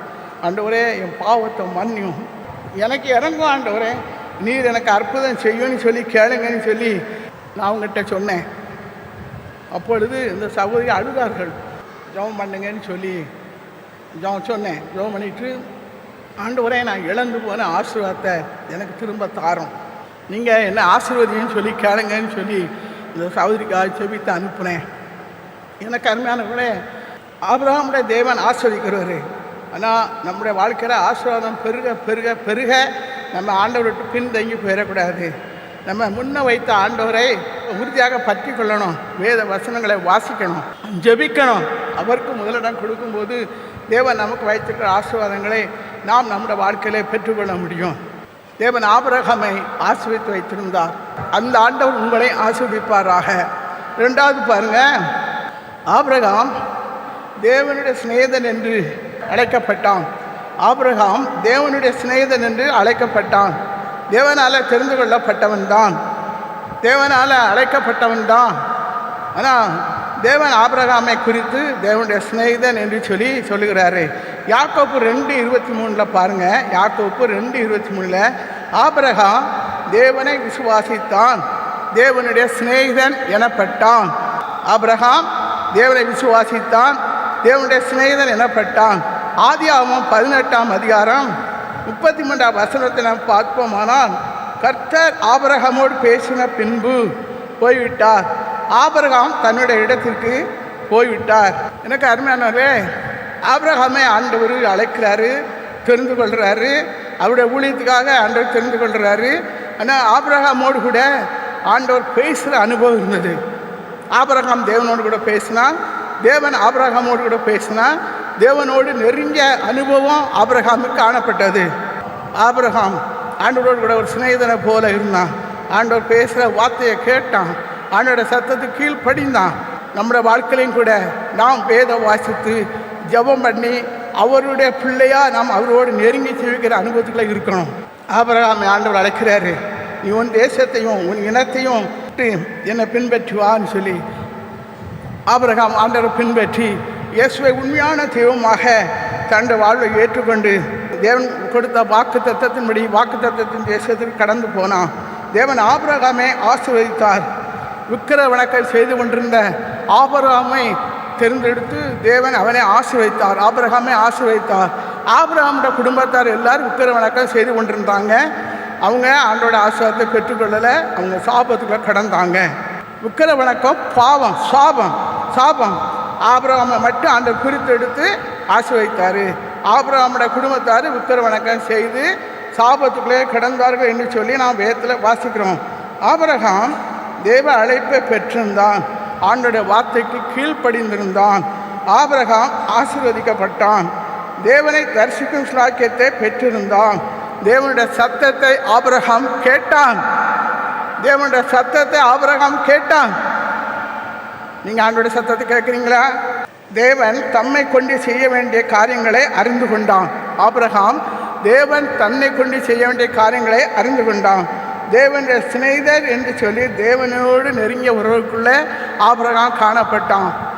நம்முடைய வாழ்க்கையில் நாம் தினந்தோறும் வேத வாசிக்கணும், ஜெபிக்கணும், இப்படிப்பட்ட கூட்டங்களுக்கு போகணும், ஆண்டோடைய வார்த்தையை கேட்கணும், ஆண்டவரோடு கூட நெருங்கி ஜெபிக்கணும். தொழிலுக்கு போகிறீங்களா, வியாபாரத்துக்கு போகிறீங்களா, ஆசிரியர் வேலை செய்கிறீங்களா, வேலைக்கு போங்க. வேலைக்கு போயிட்டு வந்து வீட்டில் ராத்திரி உட்காந்துருந்து முகலாம் கழுவி சாப்பிட்டுட்டு நீங்கள் 1 மணி நேரம் ஜெபம் பண்ணலாம்ல. நீங்கள் கட்டுக்கதை பேசிக்கிட்டு அடுத்த வீட்டு கதையை பேசிக்கிட்டு ஊர் சுற்றிட்டு இருக்கக்கூடாது. தேவனிடத்தில் இருக்கணும். ஆபிரகாம் தேவனுடைய சிநேகிதன் என்று அழைக்கப்படுறான். நீங்கள் தேவனுடைய சிநேகிதர் தானா? நீங்கள் தேவனுடைய பிள்ளை தானா? நீங்கள் தேவனுடைய பிள்ளை தானா? யோசித்து பாருங்கள். வேத வசனம் இதயத்தில் இருக்குதா? வேத வசனத்தை வாசிக்கிறீங்களா? தேவனுடைய சத்தத்தை கேட்குறீங்களா? தேவனுடைய வார்த்தையை கீழ்ப்படுறீங்களா? ஆண்டவரே, நான் வேத வாசிப்பேன், ஜெபம் பண்ணுவேன், உம்முடைய பிள்ளையாக இருப்பேன்னு சொல்லி கேட்கணும். என்ன அப்போ நீங்களும் தேவனோடு நடக்கலாம். இப்போ நம்ம ஆண்டவருடைய பிள்ளையாக இருக்கும்போது நம்ம தேவனோடு நடக்கலாம். அப்போ தேவனோடு நடக்கணும். பரிசுத்தமான காரியங்களை செய்யணும். பரிசுத்த குறைச்சலான காரியங்களை நம்முடைய வாழ்க்கையில் செய்யக்கூடாது. பாவத்தோடு கூட வாழ்ந்தால், தவறான நம்பிக்கையில் சிக்கி இருந்தால் இயேசுவோடு நடக்க முடியாது. தவறான தொடர்பு, தவறான பாவம், தவறான காரியங்களுக்கு இடம் கொடுத்திருந்தால் இயேசுவோடு நடக்க முடியாது. அவர் முகத்தை தரிசிக்க முடியாது. அவருடைய குரலை கேட்க முடியாது. தேவன் உங்களுடைய வாழ்க்கையில் வைத்திருக்கிற ஆசீர்வாதங்களை பெற்றுக்கொள்ள முடியாது. பரிசுத்தமான வாழ்க்கை வாழணும். ஏசாயா 59 2ஆம் வசனத்தை பார்ப்போம்னு சொன்னால், உங்கள் அக்கிரமங்களே உங்களுக்கும் தேவனுக்கும் நடுவாக பிரிவினையை உண்டாக்குறது. உங்கள் அக்கிரமங்களே, உங்கள் பாவங்களே உங்களுக்கும் தேவனுக்கும் நடுவாக பிரிவினை உண்டாக்குறது. இப்போ நம்ம இருதயத்திலிருந்து பொல்லாத சிந்தனை, பொய், பொருளாசை, காம விகாரம், விபச்சாரம், வேசித்தனம், வன்கண், தூஷணம், மதிகேடு ஆகிய இந்த பாவங்கள் எல்லாம் நமக்குள்ள இருக்குமானால், நம்முடைய இருதயத்தில் இருக்குமானால், கசப்பு, வைராக்கியம், பொறாமை, பெருமை, எரிச்சல் நமக்குள்ள இருக்குமானால் தேவன் நமக்கு செவி கொடுக்க முடியாது. நாம் தேவனோடு நடக்க முடியாது. தன் பாவங்களை மறைக்கிறவன் வாழ்விட மாட்டான். அறிக்கை செய்து விட்டு விடுவனோ இரக்கம் பெறுவான். பாவம் மன்னிக்கப்படணும். பாவத்தை ஆண்டவர்கிட்ட அறிக்கையிடணும். ஆண்டவர்கிட்ட மன்னிப்பு கேட்கணும். சமாதானத்தை பெற்றுக்கொள்ளணும். 1 யோவான் 1:7 பார்த்தீங்கன்னா, இயேசு கிறிஸ்துவின் ரத்தம் நம்மை சுத்திகரிக்கும். நம்ம பாவம் மன்னிக்கப்படட்டும்னு சொல்லி நம்ம ஆண்டவருக்கு ஜெபம் பண்ணும்போது இயேசுவின் ரத்தம் நம்மை கழுவி சுத்திகரிக்கும். இயேசுவின் ரத்தம் நம்மை கழுவி சுத்திகரிக்கும், பரிசுத்தப்படுத்தும். தேவனுக்கு பிரியமில்லாத காரியத்தை விட்டு இயேசுவின் ரத்தத்தினால் கழுவப்படும் போது நாம் அவரோடு தினமும் நெருங்கி ஜீவிக்க முடியும். வேத வாசித்து ஜெபம் பண்ணி அவருக்கு பிரியமில்லாத காரியத்தைலாம் நம்மை விட்டு எடுத்து போட்டு அவருக்கு பிரியமானபடி நாம் வாழும்போது தேவன் நம்மோடு கூட பேசுவார். நாம் அவரோடு கூட நெருங்கி ஜீவிக்க முடியும். எனக்கு அருமையானவர்களே, இப்போ 2 மாதத்துக்கு முன்னால் ஒரு சிறப்பு ஆசிரியர் ஜபத்தில் ஒரு தம்பியையே நான் பார்த்தேன். ஜெபம் பண்ணும்போது அந்த தம்பி என்னை பார்க்க முடியாது கடந்து வந்தான். அப்பொழுது இவன் என்னிடத்துல சொன்னான், நான் பெங்களூர் பட்டணத்தை சார்ந்தவன், நான் ஜெபிக்கும்படியாக கடந்து வந்திருக்கிறேன் என்று சொல்லி, சரி என்று சொல்லி நான் என்ன காரியத்துக்காக ஜெபிக்கணும் என்று சொல்லி நான் அவனிடத்தில் கேட்டபோது அவன் சொன்னான், நான் ஒரு ஊழியக்காரன் என்று சொன்னான். நான் அப்படி பார்த்து கொண்டே இருந்தேன். நான் ஒரு ஊழியக்காரன் சொன்ன உடனே பார்த்து கொண்டே இருந்தேன். நீங்கள் என்ன ஊழியம் செய்கிறீங்கன்னு கேட்டேன். இப்போது ஆண்டவர் என்ன ஊழியத்துக்கு அழைச்சிருக்க, ஒரு வாலிப சகோதரன். இப்போ நான் ஊழியத்துக்கு ஆண்டவர் என்ன அழைச்சிருக்காரு, நான் ஊழியம் செய்கிறேன், ஆண்டவனுக்கு கிருபை தந்தார், வல்லமை தந்தார், நான் ஜெபிக்கும் போது அற்புதம் நடக்கும், ஆண்டவனை வல்லமையாக பயன்படுத்தினார். ஆனால் இன்னைக்கு அப்படின்னு சொல்லிட்டு அழுதான். உடனே என்ன அப்படின்னு சொல்லி கேட்டோன்னே அவன் சொன்னால், நான் ஆண்டவருக்காக ஊழியம் செய்தது உண்மைதான், ஆண்டவனை வல்லமையாக பயன்படுத்துனது உண்மைதான், ஆண்டவர் கிருபை தந்தது உண்மைதான். ஆனால் இன்றைக்கி நான் பாவம் செய்துட்டேன்னு சொன்னான். என்ன பாவம் செய்தாடா என்ன அப்படின்னு கேட்டேன். சொன்னால், நான் விபச்சாரங்கிற பாவத்தை செய்துட்டேன். கர்த்தருடைய ஊழியக்காரன் பாவ சோதனை அவனை மேற்கொள்ள முடியலை. பாவ சோதனையில் விழுந்துட்டான். ஆண்டவருக்காக ஊழியம் செய்தவன் இந்த நாளில் நான் ஆண்டோட கிருபை இழந்து, வல்லமை இழந்து, அபிஷேகத்தை இழந்து இந்த இடத்துல வந்திருக்கிறேன். ஆனால் பாவத்தின் சம்பளம் மரணம். அப்போ அவன் சொன்னான் என்கிட்ட, எனக்கு இப்போ எய்ட்ஸ் நோய் இருக்குன்னு சொன்னான். உடனே நான் சொன்னேன், இயேசுவிடத்தில் பாவத்தை மன்னியுன்னு சொல்லி கேளு. பாவத்தினால சரீரத்தில் வியாதி வரும். நம்ம செய்கிற பாவத்தினால வியாதி வரும், சரீரத்தில் வரும். பாவம் மன்னிக்கப்படும் போது வியாதி கட்டுகள் தெரிவிடும். இப்படி நான் சொன்னேன், நீ ஜெபம் பண்ணு, உன் வாழ்க்கையில் நீ இழந்து போன கிருபைகளை, வல்லமைகளை தேவனுக்கு திரும்ப தரணும். நீ மறுபடியும் எழும்பி கர்த்தருடைய ஊழியத்தை செய்யணும் அப்படின்னு சொன்னபோது அவன் அழுதான். தன் பாவங்களை மறைக்கிறவன் வாழ்வடைய மாட்டான், அறிக்கை செய்து விட்டுறணும், இரக்கம் பெறுவான். எனக்கு ஆண்டவர் இறங்கட்டும், ஆண்டவர் எனக்கு இறங்கட்டும், என் பாவம் மன்னிக்கப்படட்டும், என் பாவம் மன்னிக்கப்படட்டும். நான் ஆண்டவரோடு நெருங்கி ஜெபித்தேனே, நான் ஆண்டவரோடு வேத வாசித்து ஜெபம் பண்ணி கர்த்தருக்கு ஊழியம் செய்தேனே, ஆண்டோடைய இதயத்தை பிரியப்படுத்தினேனே, இன்னைக்கு வேதனைப்படுத்திட்டேனே, துக்கப்படுத்திட்டேனே, நான் ஆண்டோட பிள்ளையா இல்லையே, என் சரீரத்தில் இந்த எய்ட்ஸ் நோய் வந்திருக்குன்னு சொல்லி அழுதான். இப்போ நான் அவனுக்காக பாரத்தோடு ஜெபம் பண்ணி இங்கே இந்த ஸ்டேஜில் தான் ஜெபம் பண்ணி அனுப்பிவிட்டேன். பாவம் மன்னிக்கப்படணும். இங்கே தேவனுடைய சிநேகிதராக ஆகணும்னு சொன்னால் இந்த பாவம் மன்னிக்கப்படணும், இங்கே வேதம் வாசிக்கணும், ஜெபம் பண்ணணும், உங்கள் ஐக்கியம் தேவனோடு கூட இருக்கணும். நீங்கள் தேவனோடு இருக்கும்போது ஆபிரகாம் தேவனுடைய சத்தத்தை கேட்டது போல் ஆபிரகாமோடு கூட ஆண்டவர் பேசுகிறாரு. இதே போல் ஆண்டவர் அந்த பேசுகிற அனுபவத்தில் கொண்டு வருவார். எனக்கு அருமையானவர்களே, உங்களுக்கு இந்த அனுபவம் இருக்கலாம். ஆண்டவருக்காக எழும்பி ஊழியம் செய்யுங்க, ஆண்டவருக்காக எழும்பி ஊழியம் செய்யுங்க. ஜெபம் பண்ணும்போது ஆண்டவர் வருவார், ஆண்டவர் கடந்து வந்து மகளே இந்த காரியத்துக்கெல்லாம் ஜெபம் பண்ணுன்னு சொல்லி ஆண்டவர் சொல்லுவார். நீங்கள் அந்த காரியத்துக்கெல்லாம் ஜெபம் பண்ணணும். ஆண்டவர் அந்த கிருபைகளை தருவார். இன்னும் தாழ்மையோடு நடந்து கொள்ளணும். ஆண்டவரே நான் தாழ்மையோடு நடந்து கொள்ளணும்னு சொல்லி ஜெபம் பண்ணணும். ஏன்னா நம்முடைய தேவன் பெருமை உள்ளவருக்கு எடுத்து நிற்கிறவர், தாழ்மை உள்ளவர்களுக்கு கிருபை அளிக்கிறவர். இப்போ ஆபிரகாமோட வாழ்க்கையில் ஆபிரகாம் தேவன் ஆசீர்வதித்தார். ரெண்டாவது, ஆபிரகாம் தேவனோடு கூட தேவனுடைய சிநேகிதன் எனப்பட்டான், தேவனோடு கூட நெருங்கிய ஐக்கியம் வைத்திருந்தான். ஆபிரகாம் தேவனோடு கூட பேசினான், தேவன் ஆபிரகாமோடு கூட பேசினார். அப்படிப்பட்ட அனுபவத்துக்குள்ளே ஆபிரகாம் இருந்தான். விக்கிரத்துக்கு பின்னாலே கிடந்த ஆபிரகாமை தேவன் தெரிந்து கொண்டு ஆசீர்வதித்தார். ஆவிக்கிற வாழ்க்கையிலையும் தேவன் ஆபிரகாமை ஆசீர்வதித்தார். அது மட்டுமல்ல, மூணாவது பாருங்க, ஆபிரகாம் விசுவாசத்தில் வல்லமையுடையவராய் இருந்தார்.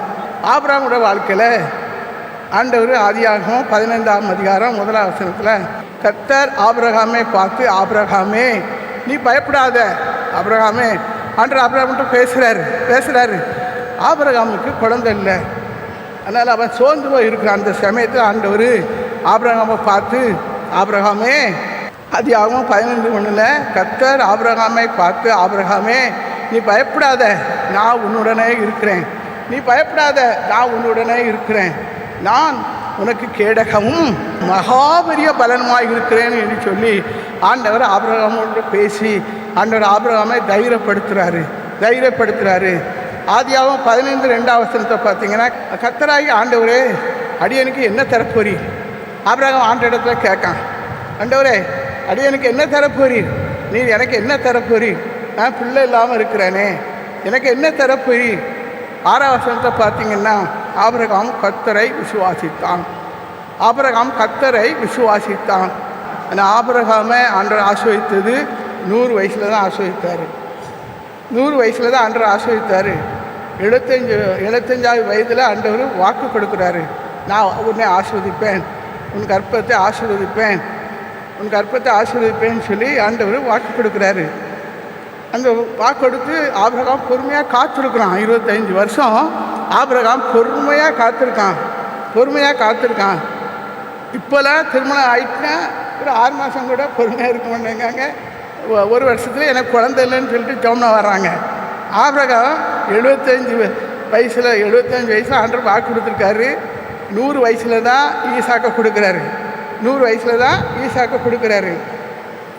25 வருடம் அவன் பொறுமையாக இருந்திருக்கான். பொறுமையாக இருந்து ஆண்டவர் கொடுத்த வாக்குத்தத்தை சொல்லி அவன் ஜெபம் பண்ணிகிட்டே இருந்திருப்பான். ஆனால் ஆபிரகாமோட வாழ்க்கையில் காணப்பட்ட சோர்வு பலவீனங்கள் காணப்பட்டுச்சு, குறைவுகள் காணப்பட்டுச்சு. ஆண்டவர் எல்லாவற்றையும் மாற்றி குறைவை நிறைவாக்கினார். நம்முடைய வாழ்க்கையிலும் கூட உன் சந்ததி ஆசீர்வதிக்கப்படும் என்று சொல்லி ஆண்டவர் வாக்கு கொடுத்துருக்கலாம். ஆபிரகாமுக்கு வாக்கு கொடுத்தாரு, உன் சந்ததி ஆசீர்வதிக்கப்படும் சொல்லி. ஆபிரகாம், ஈசாக்கு, யாக்கோப்பு, இப்படி சந்ததி ஆசீர்வாதம். உங்களோட வாழ்க்கையில் சந்ததி ஆசீர்வாதம் இல்லாமல் இருக்கலாம். நீங்கள் ஜெபம் பண்ணணும், ஆண்டவரே இந்த சந்ததி ஆசீர்வாதம் எங்களுக்கு இருக்கணும்னு சொல்லி நீங்கள் ஜெபம் பண்ணணும். இப்போ ஆண்டவர் வாக்கு கொடுக்குறாரு. வாக்கு கொடுத்த உடனே அந்த வாக்கு தத்துவத்தை வச்சு அவன் ஜெபம் பண்ணிகிட்ருக்கான்.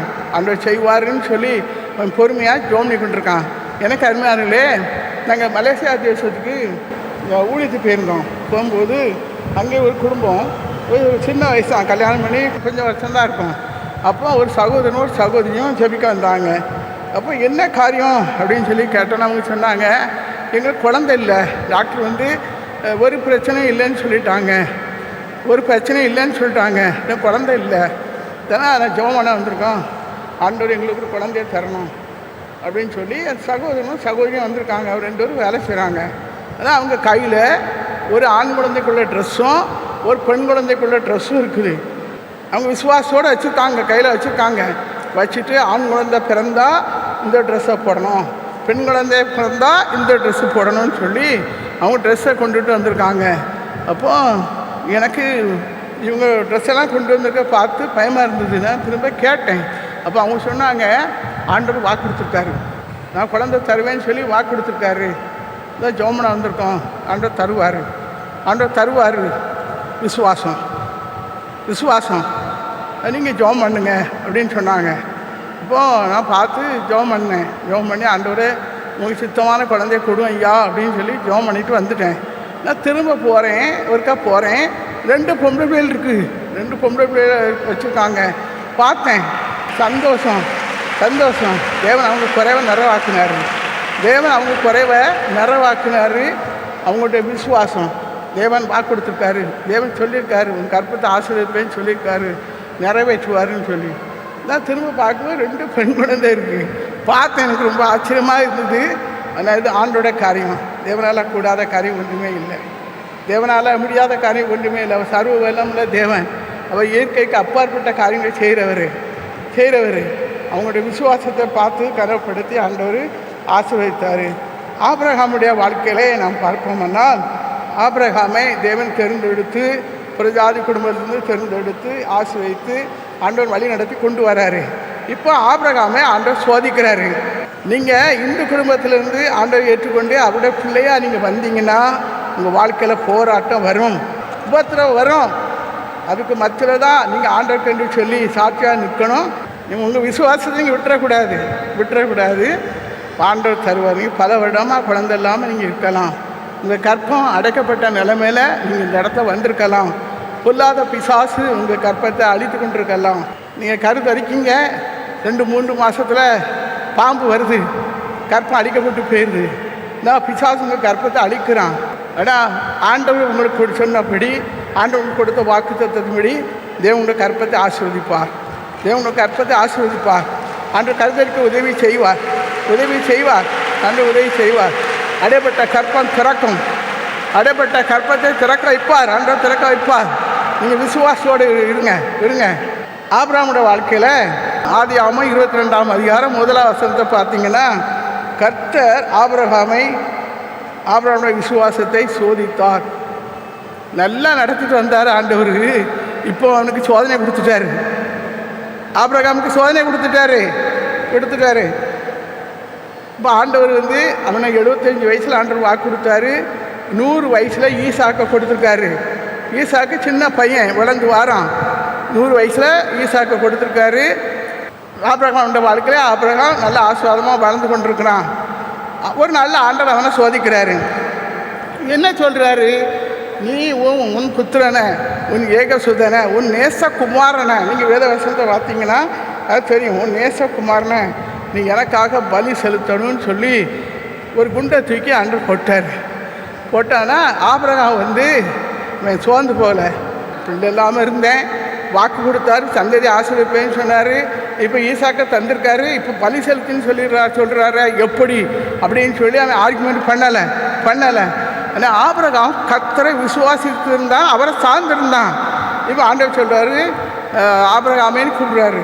அப்போ அவன் அடியேன்னு இருக்கிறேன் அப்படின்னு சொல்கிறான். சொன்ன உடனே ஆண்டவர் சொல்கிறாரு, உன் புத்திரன் என்று சொல்லி பாராமல், உன் ஏகசுதன் என்று சொல்லி பாராமல், நீ எனக்காக அவனை தகன பலியாக ஒப்பு கொடுக்கணும், நீ எனக்காக அவனை பலி செலுத்தணும்னு சொல்லி ஆபிரகாம் இடத்துல ஆண்டவர் பேசுகிறாரு. எப்படி இருந்திருக்கும்? நம்மளாக இருந்தால் என்ன சொல்லியிருப்போம்? போறவே ஆண்டவரே, ஒரு பிள்ளையை தந்திருக்கேன்னு வச்சுருக்கேன், இன்னும் அதை வளர்க்காண்டாமா என்ன? நம்ம அப்படிதான் சொல்லுவோம். நான் ஆபிரகாம் அப்படி சொல்லலை. அவன் எனக்கு ஒரு விசுவாசம். ஆண்டவர் ஒரு ஈசாக்கை எடுத்தால் 1000 ஈசாக்கை உருவாக்க அவரால் முடியும். அவர் தானே வாக்கு கொடுத்து இந்த குழந்தைய கொடுத்தாரு. அப்போ இந்த குழந்தைய கொடுத்தாரு. அப்போ அது வாக்கு நிறைவேறணும். ஆண்டவர் சொன்னால் வாக்கு நிறைவேறணும். அப்போ ஆண்டவரால் முடியாத காரியம் ஒன்றுமே இல்லை. அப்போ சர்வ வல்லமுள்ள தேவன். அப்போ ஆண்டவர் சொல்கிறாரு, நீ தான பலியால் செலுத்தணும்னு சொன்னோடனே ஆபிரகாம் தேவனோட வார்த்தை கீழ்ப்படிந்து இந்த பிள்ளையை அழைச்சிட்டு போகிறான். அந்த சின்ன பையனை அழைச்சிட்டு போகிறான். முதுகில் விரவை கட்டி ஆண்டவர் சொல்கிறார், நீ மோரியா தேசத்துக்கு போக, அங்கே நான் உனக்கு ஒரு பலிபீடத்தை காட்டுவேன். ஒரு பலிபீடத்தை நீ செய்து அதில் பிள்ளையை கடத்தி நீ பிள்ளைய தான பலியை எனக்கு செலுத்து அப்படின்னு ஆண்டவர் சொல்கிறாரு. சின்ன பையன் சின்ன பையன் முதுகில் விரவை கட்டி கொண்டு போகிறான். எவ்வளோ பரிதாபமான காரியம் நீங்கள் யோசிச்சு பாருங்க. 7 பையனும் போகிறான், தாப்பையும் கூட போகிறான். ஆபிரகாம் ஒரு கத்தியும் தீப்பெட்டியும் எடுத்துகிட்டு போகிறான். அப்போ மேலே போயிட்டாங்க. போய் பலிபீடெல்லாம் வச்சு கட்டி அந்த பையனை கையை பிடிச்சி கட்டி எல்லாம் படுக்க வச்சுருக்கான். போகிறப்ப பையன் கேட்குறான், பலி செலுத்துறதுக்கு ஆடு எங்கே இருக்குப்பான்னு கேட்குறான். அப்போ ஆண்டவர் பார்த்துக்கிடுவார் அப்படின்னு சொல்லி கூப்பிட்டு போகிறான். பிள்ளையை தைரியப்படுத்தி அப்புறம் கூப்பிட்டு போகிறான். அங்கே போய் பலிபீடத்தில் பிள்ளைய கிடச்சிட்டு கத்தியை எடுத்து வாங்கும்போது ஆண்டவர் ஆபிரகாமே சொல்லி பிள்ளை மேலே கைப்படாத நீ எனக்கு பயப்படுறவன் சொல்லி நான் அறிந்திருக்கிறேன். நீ எனக்கு பயப்படுறவன் என்று சொல்லி நான் அறிந்திருக்கிறேன் அப்படின்னு சொல்லி கையை பிள்ளையாண்டா மேலே கையை போடாத, நீ உன் பிள்ளை எனக்குன்னு சொல்லி ஒப்பு கொடுத்தபடினால நான் உன்னை ஆசீர்வதிப்பேன், உன் சந்ததி ஆசீர்வதிக்கும் அப்படின்னு சொல்லி ஆண்டவர் பேசுகிறாரு. எனக்கு அருமையானவர்களே, ஒரே ஒரு பிள்ளையை கொடுத்தாரு. ஆபிரகாமை சோதிக்கிறாரு. ஆபிரகாமோட விசுவாசத்தை சோதிக்கிறாரு. ஆபிரகாமுக்கு தெரியும், இந்த ஒரு ஈசாக்கு பலி செலுத்தினாலும் 1000 ஈசாக்கே தர தேவனால் முடியும். அவர் தான் அந்த குழந்தையை தந்தார், அவரால் முடியும்னு சொல்லி ஆபிரகாமுக்கு தெரியும். ஆனால் ஆபிரகாம் ஆண்டவர் சொன்னபடினால ஆண்டோட வார்த்தை கீழ்ப்படிந்து இந்த காரியத்தை செய்யும்படி அவன் கடந்து போனான். அவன் வெற்றக்கு கத்தியை நீட்டினா போது, கத்தியை வாங்கினா போது ஆண்டவர் உடனே ஆபிரகாமே பிள்ளை மேலே கைப்படாத அப்படின்னு சொல்லி சொல்கிறாரு. சொன்ன உடனே அவன் நின்று அவர் பிள்ளையை இறக்கி விட்டு பக்கத்தில் ஒரு ஆட்டுக்குட்டியை பார்க்குறான். அதை வச்சு தான பலி செலுத்தினான். எனக்கு அருமையானவர்களே, ஆண்டவர் ஆபிரகாமுடைய விசுவாசத்தை சோதித்தார். அந்த விசுவாசத்தில் ஆபிரகாம் பாஸ் ஆகிட்டானா ஃபெயில் ஆகிட்டானா? ஆபிரகாமுடைய விசுவாசம் பெரிது. நமக்கு விசுவாசம் வேணும்.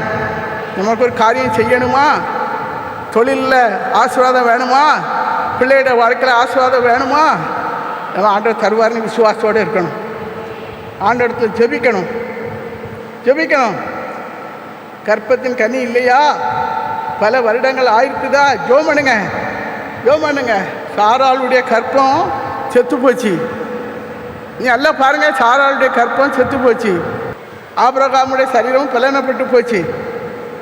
ஆனால் அந்த கற்பத்தில் ஆண்டவர் ஈசாக்க வச்சார, செத்து போன அந்த கற்பத்தில் ஆண்டவர் ஈசாக்க வச்சார, பலனப்பட்ட அந்த கற்பத்தில் ஆண்டவர் ஈசாக்க வச்சார. ஆண்டவர் அவரால் ஏன் உங்களுக்கு செய்ய முடியாது? செய்ய முடியும்.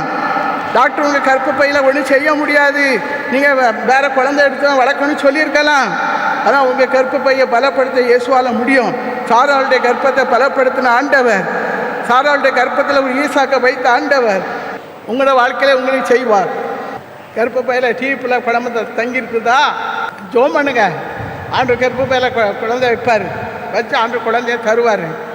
ஆபிரகாமுடைய விசுவாசம் நமக்கு வேணும். தேவன் நமக்கு வாக்கு கொடுத்துருக்கலாம், கர்ப்பத்தை ஆஸ்வதிப்பேன்னு சொல்லியிருக்கலாம், ஆஸ்வதிப்பார். அடைபட்ட கற்பம் திறக்கப்படும், பொல்லாத பிசாசுடைய கிரியைகள் அழிக்கப்படும். தேவன் உங்களை ஆஸ்வதிப்பார். எனக்கு அருமையானவர்களே, யோபுடைய விசுவாசத்தை நாம் பார்ப்போமானால், அவர் என்னை கொண்டு போட்டாலும் அவர் மேலே நம்பிக்கையாக இருப்பேன்னு சொல்கிறான். யோபுடைய வாழ்க்கையில் ஆண்டவர் அவனுக்கு எல்லா ஆசீர்வாதத்தையும் ஆண்டவர் கொடுத்தாரு. ஆனால் எல்லா ஆசீர்வாதம் ஒரே நாளில் எடுபட்டு போயிட்டு, அவன் சரீரத்தில் வியாதி. மனைவி சொல்கிறா, என்ன கர்த்தன்னு சொல்கிறீரு, ஆண்டவரை தூசித்து ஜீவனை விடும் அப்படின்னு சொல்லி யோபை பார்த்து சொல்கிறா.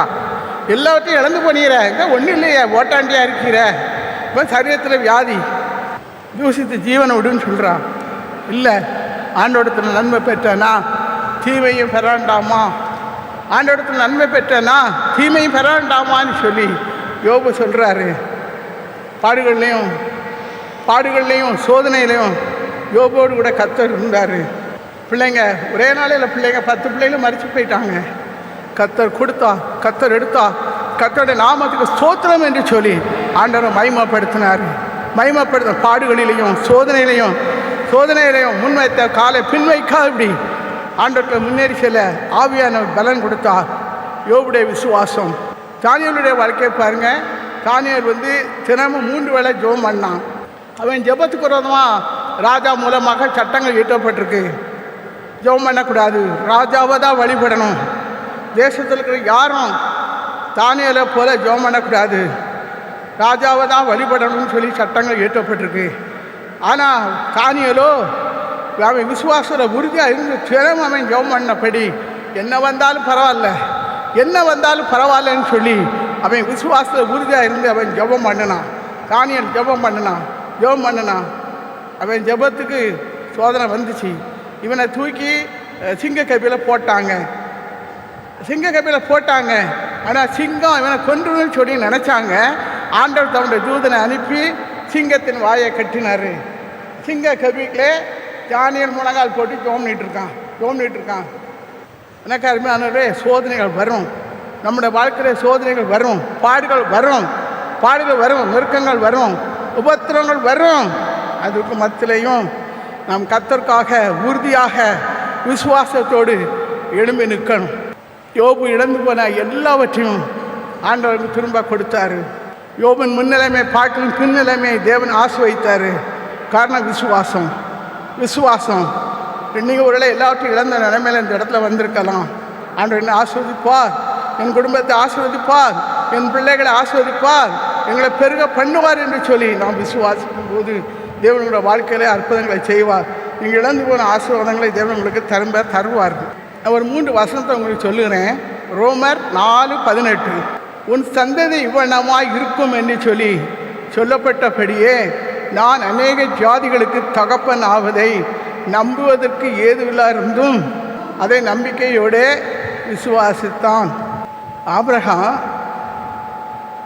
உன் சந்ததி இவ்வண்ணமாய் இருக்கும் என்று சொல்லி சொல்லப்பட்டபடியே நான் அநேக ஜாதிகளுக்கு ஆபிரகாம் தான் விசுவாசிகளின் தகப்பன். நான் அநேக ஜனங்களுக்கு தகப்பன் ஆவதை நம்புவதற்கு ஏதுவில்லாதிருந்தும் அதை நம்பிக்கையோடு விசுவாசித்தான். ரோமர் 4:19. ஆபிரகாம் விசுவாசத்தில் பலவீனமாயிருக்கவில்லை. அவன் ஏறக்குறைய 100 வயதான போது தன் சரீரம் செத்து போனதையும் சாராளுடைய கற்பம் செத்து போனதையும் எண்ணாதிருந்தான். விசுவாசத்தில் உறுதியாக இருந்தான். ரோமர் 4:20-21 பார்த்தீங்கன்னா தேவனுடைய வாக்குத்தத்தத்தை குறித்து அவன் அவிசுவாசமாயிராமல் சந்தேகப்படாமல் தேவன் வாக்குத்தத்தம் பண்ணியதை நிறைவேற்ற வல்லவராய் இருக்கிறார் என்று சொல்லி முழு நிச்சயமாய் நம்பி தேவனை மகிமைப்படுத்தினான். ஆபிரகாம் விசுவாசத்தில் வல்லவனானான். எபிரேயர் 11:17-18 பார்த்தீங்கன்னா விசுவாசத்தினாலே ஆபிரகாம் சோதிக்கப்பட்ட போது ஈசாக்கை பலியாக ஒப்பு கொடுத்தார். ஈசாக்கினிடத்தில் உன் சந்ததி விளங்கும் என்ற தேவ வாக்கை விசுவாசித்து மரித்தோரிலிருந்து மகனை தேவன் எழுப்ப முடியும் என்று சொல்லி விசுவாசோடு இருந்தான். ஆபிரகாமுக்கு இனி குழந்தை பிறக்காது, வாய்ப்பே இல்லை என்று சொல்ல நிலையிலையும் கர்த்தர் வாக்கு பண்ணி நிறைவேற்ற வல்லவராக இருந்தார். ஆண்டவர் ஆபிரகாமுக்கு நீ குழந்தை பிறக்காதுன்னு சொல்லி இருந்த நிலைமையிலையும் ஆண்டவர் வாக்குத்தத்தம் கொடுத்து விசுவாசித்து ஆபிரகாமுக்கு ஈசாக்கை கொடுத்து ஆசீர்வதித்தார். ஈசாக்கு எனக்கு அருமையானே, ஆபிரகாம் விசுவாசத்தில் வல்லமையுள்ளவராய் இருந்தார். ஆபிரகாமுடைய விசுவாசத்தை பார்த்து ஆண்டவர் ஈசாக்கை அவனுக்கு உயிரோடு கூட கொடுத்தார். ஆபிரகாமுடைய விசுவாசத்தை ஆண்டவர் பார்த்து ஈசாக்கை அவனுக்கு உயிரோடு கூட கொடுத்தார். பல நாட்கள் குழந்தை இல்லாமல் நீங்கள் இந்த இடத்துல ஜெபித்து வந்திருக்கலாம். கர்த்தர் ஜெபத்தை கேட்டு கட்டாயம் உங்களுடைய கற்பத்தை திறந்து உங்களை ஆஸ்வதிப்பாராக. ஆபிரகாமோடு பேசி ஆண்டவர் ஆஸ்வதித்தார். 2வது ஆபிரகாம் தேவனுடைய சிநேகிதனாக காணப்பட்டான். 3வது ஆபிரகாம் விசுவாசத்தில் வல்லமுள்ளவனாக இருந்தான். அவனுடைய விசுவாசத்தை பார்த்து ஆண்டவர் ஈசாக்கு அவனுக்கு திரும்ப கொடுக்காரு. யோபுடைய விசுவாசம் சொன்னேன், தானியேலுடைய விசுவாசத்தை சொன்னேன். இப்போ நம்முடைய விசுவாசமும் ஆபிரகாம் போல காணப்படணும், யோபு போல காணப்படணும், தானியேலை போல காணப்படணும். நம்ம சோர்ந்து போகக்கூடாது. நம்ம சோர்ந்து போகக்கூடாது. ஆண்டவர் நமக்கு வாக்கு கொடுத்துருக்கலாம், வாக்கு நிறைவேறணும், பொய் சொல்லாது. தாமதித்தாலும் என்ன செய்யணும்? காத்திருக்கணும். ஆண்டோட வாக்கு நிறைவேறணும். 4வது பாருங்கள், ஆபிரகாம் ஜெபிக்கிற மனிதனாக காணப்பட்டான். ஆபிரகாமுக்குள்ளே ஜெப ஆவி இருந்தது, விண்ணப்பத்தின் ஆவி இருந்தது. அவன் தேவனோடு கூட இருந்து ஜெபம் பண்ணுறான். ஆண்டவர் தான் செய்ய போகிற காரியத்தை தம்முடைய தாசனுக்கு மறைப்பதில்லை, தேவனுடைய பிள்ளைகளுக்கு மறைப்பதில்லை, ஜெபிக்கிற பிள்ளைகளுக்கு மறைப்பதில்லை. சொல்லுவார், நான் என்னென்ன காரியத்தை செய்ய போகிறேன், நீ ஜெபம் பண்ணு அப்படின்னு சொல்லுவார். இதே போல் ஆண்டவர் ஆபிரகாமோடு கூட பேசுகிறாரு. என்ன சொல்கிறாரு அப்படின்னு சொன்னால், சோதம் குமாரா பட்டணத்தை ஆதியாகமம் 18 அதிகாரத்தை நீங்கள் வீட்டில் போய் வாசித்து பாருங்கள். சோதம் குமாரா பட்டணத்தை அழிக்க போகிறேன்னு சொல்லி ஆண்டவர் ஆபிரகாமோடு கூட பேசுகிறாரு. அப்போ ஆபிரகாம் ஆண்டவர்கிட்ட பரிந்து பேசுகிறான். ஏன் ஆண்டவர் பட்டணத்தை அழிக்க போறீரு?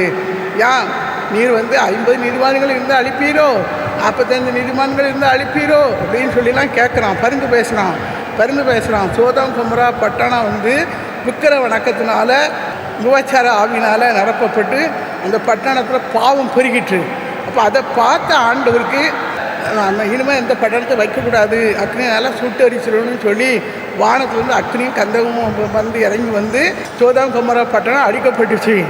இன்றைக்கி எருசலேமில் சவ கடலுக்குள்ளே அந்த இடம் இருக்குதுன்னு சொல்கிறாங்க. சோதம் குமரா பட்டணம் அழிக்கப்பட்டு போயிட்டு அதில் லோத்து குடும்பம் சோதம் குமராவில் இருக்காங்க. உடனே ஆபிரகாம் தன்னோட சகோதரனுக்காக பரிந்து பேசுகிறான், அவன் குடும்பம் அங்கே இருக்குன்னு சொல்லி. இப்போ ஆண்டவர் தம்முடைய தூதரை அனுப்பி லோத்துடைய குடும்பத்தை எல்லாம் வெளியே கொண்டு வர்றாரு. அப்போ லோத்துடைய மனைவி திரும்பி பார்க்காதுங்க, உங்கள் ஜீவன் தப்ப ஓடிப்பாங்கன்னு சொல்லி ஆண்டவர் சொல்கிறாரு. அப்போ அந்த லோத்து மனைவி என்ன சொல்கிறா, திரும்பி பார்த்துடுறா. அவள் உப்புத்தனை ஆகி போனான்.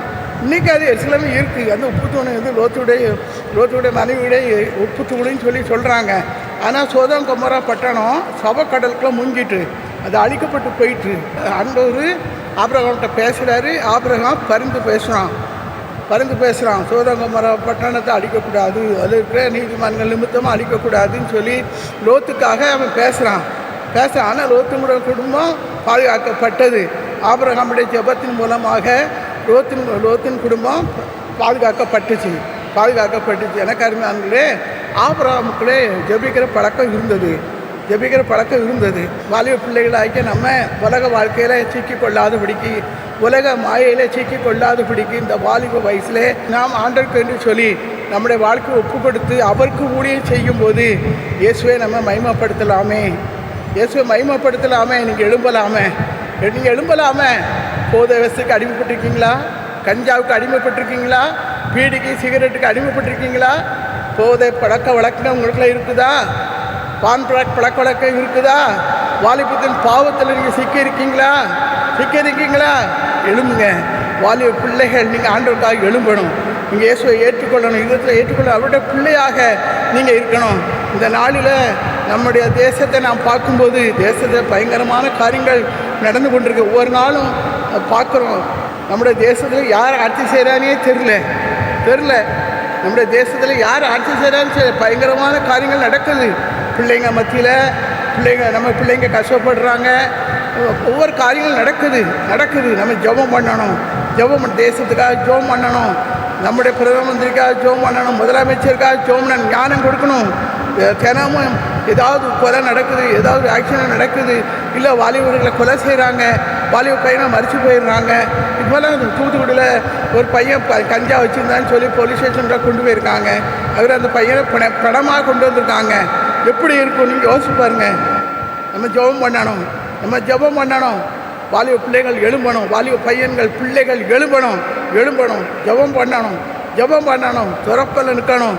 ஒரு ஆபிரகாம் திறப்பில் நின்று ஜெபிக்கணும். இந்த திறப்பின் ஆசல் ஜெபம் ஆரம்பித்த கொஞ்சம் வருஷத்துக்கு முன்னால், நான் சொல்கிறது ரொம்ப வருஷத்துக்கு முன்னாலே சொல்கிறேன். திறப்பின் ஆசல் ஜெபம் நடக்கும். அப்போது திறப்பின் ஆசல் ஜெபம் சகோதரர்கள் ஜெபம் பண்ணி அந்த திறப்பின் ஆசல் ஜெபத்தை நடத்துவாங்க. ஒரு நாள் ராத்திரி வேளையில் நான் திடீர்னு சொல்லி எழும்பி பார்க்கும்போது சகோதரர்களை காணவில்லை. என்ன காலையில் வெளியில் எங்கேயும் ஜோமனை போயிட்டாங்களோ அப்படின்னு சொல்லிட்டு நான் பார்க்குறேன்.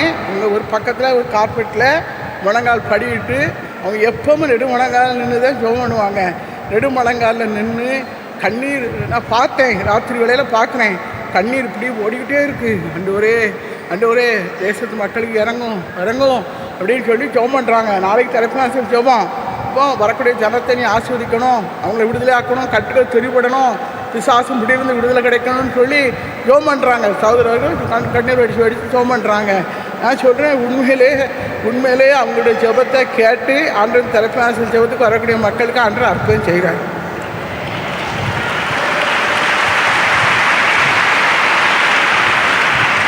இப்போவும் அமெரிக்கா தேசத்தில் இருக்காங்க. இங்கே சும்மா இருப்பாங்கன்னு நினைக்கிங்களா?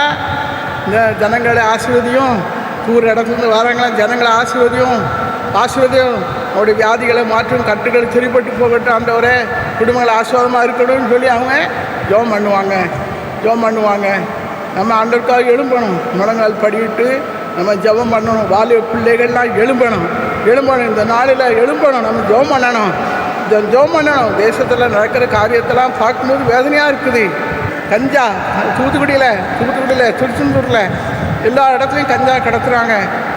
சென்னை பட்டணத்தில் ஏர்போர்ட்டுக்குள்ளே கொண்டு வர்றாங்க. எல்லா வாலிப பிள்ளைகளும் பையனும் தான் கொண்டு வர்றான்.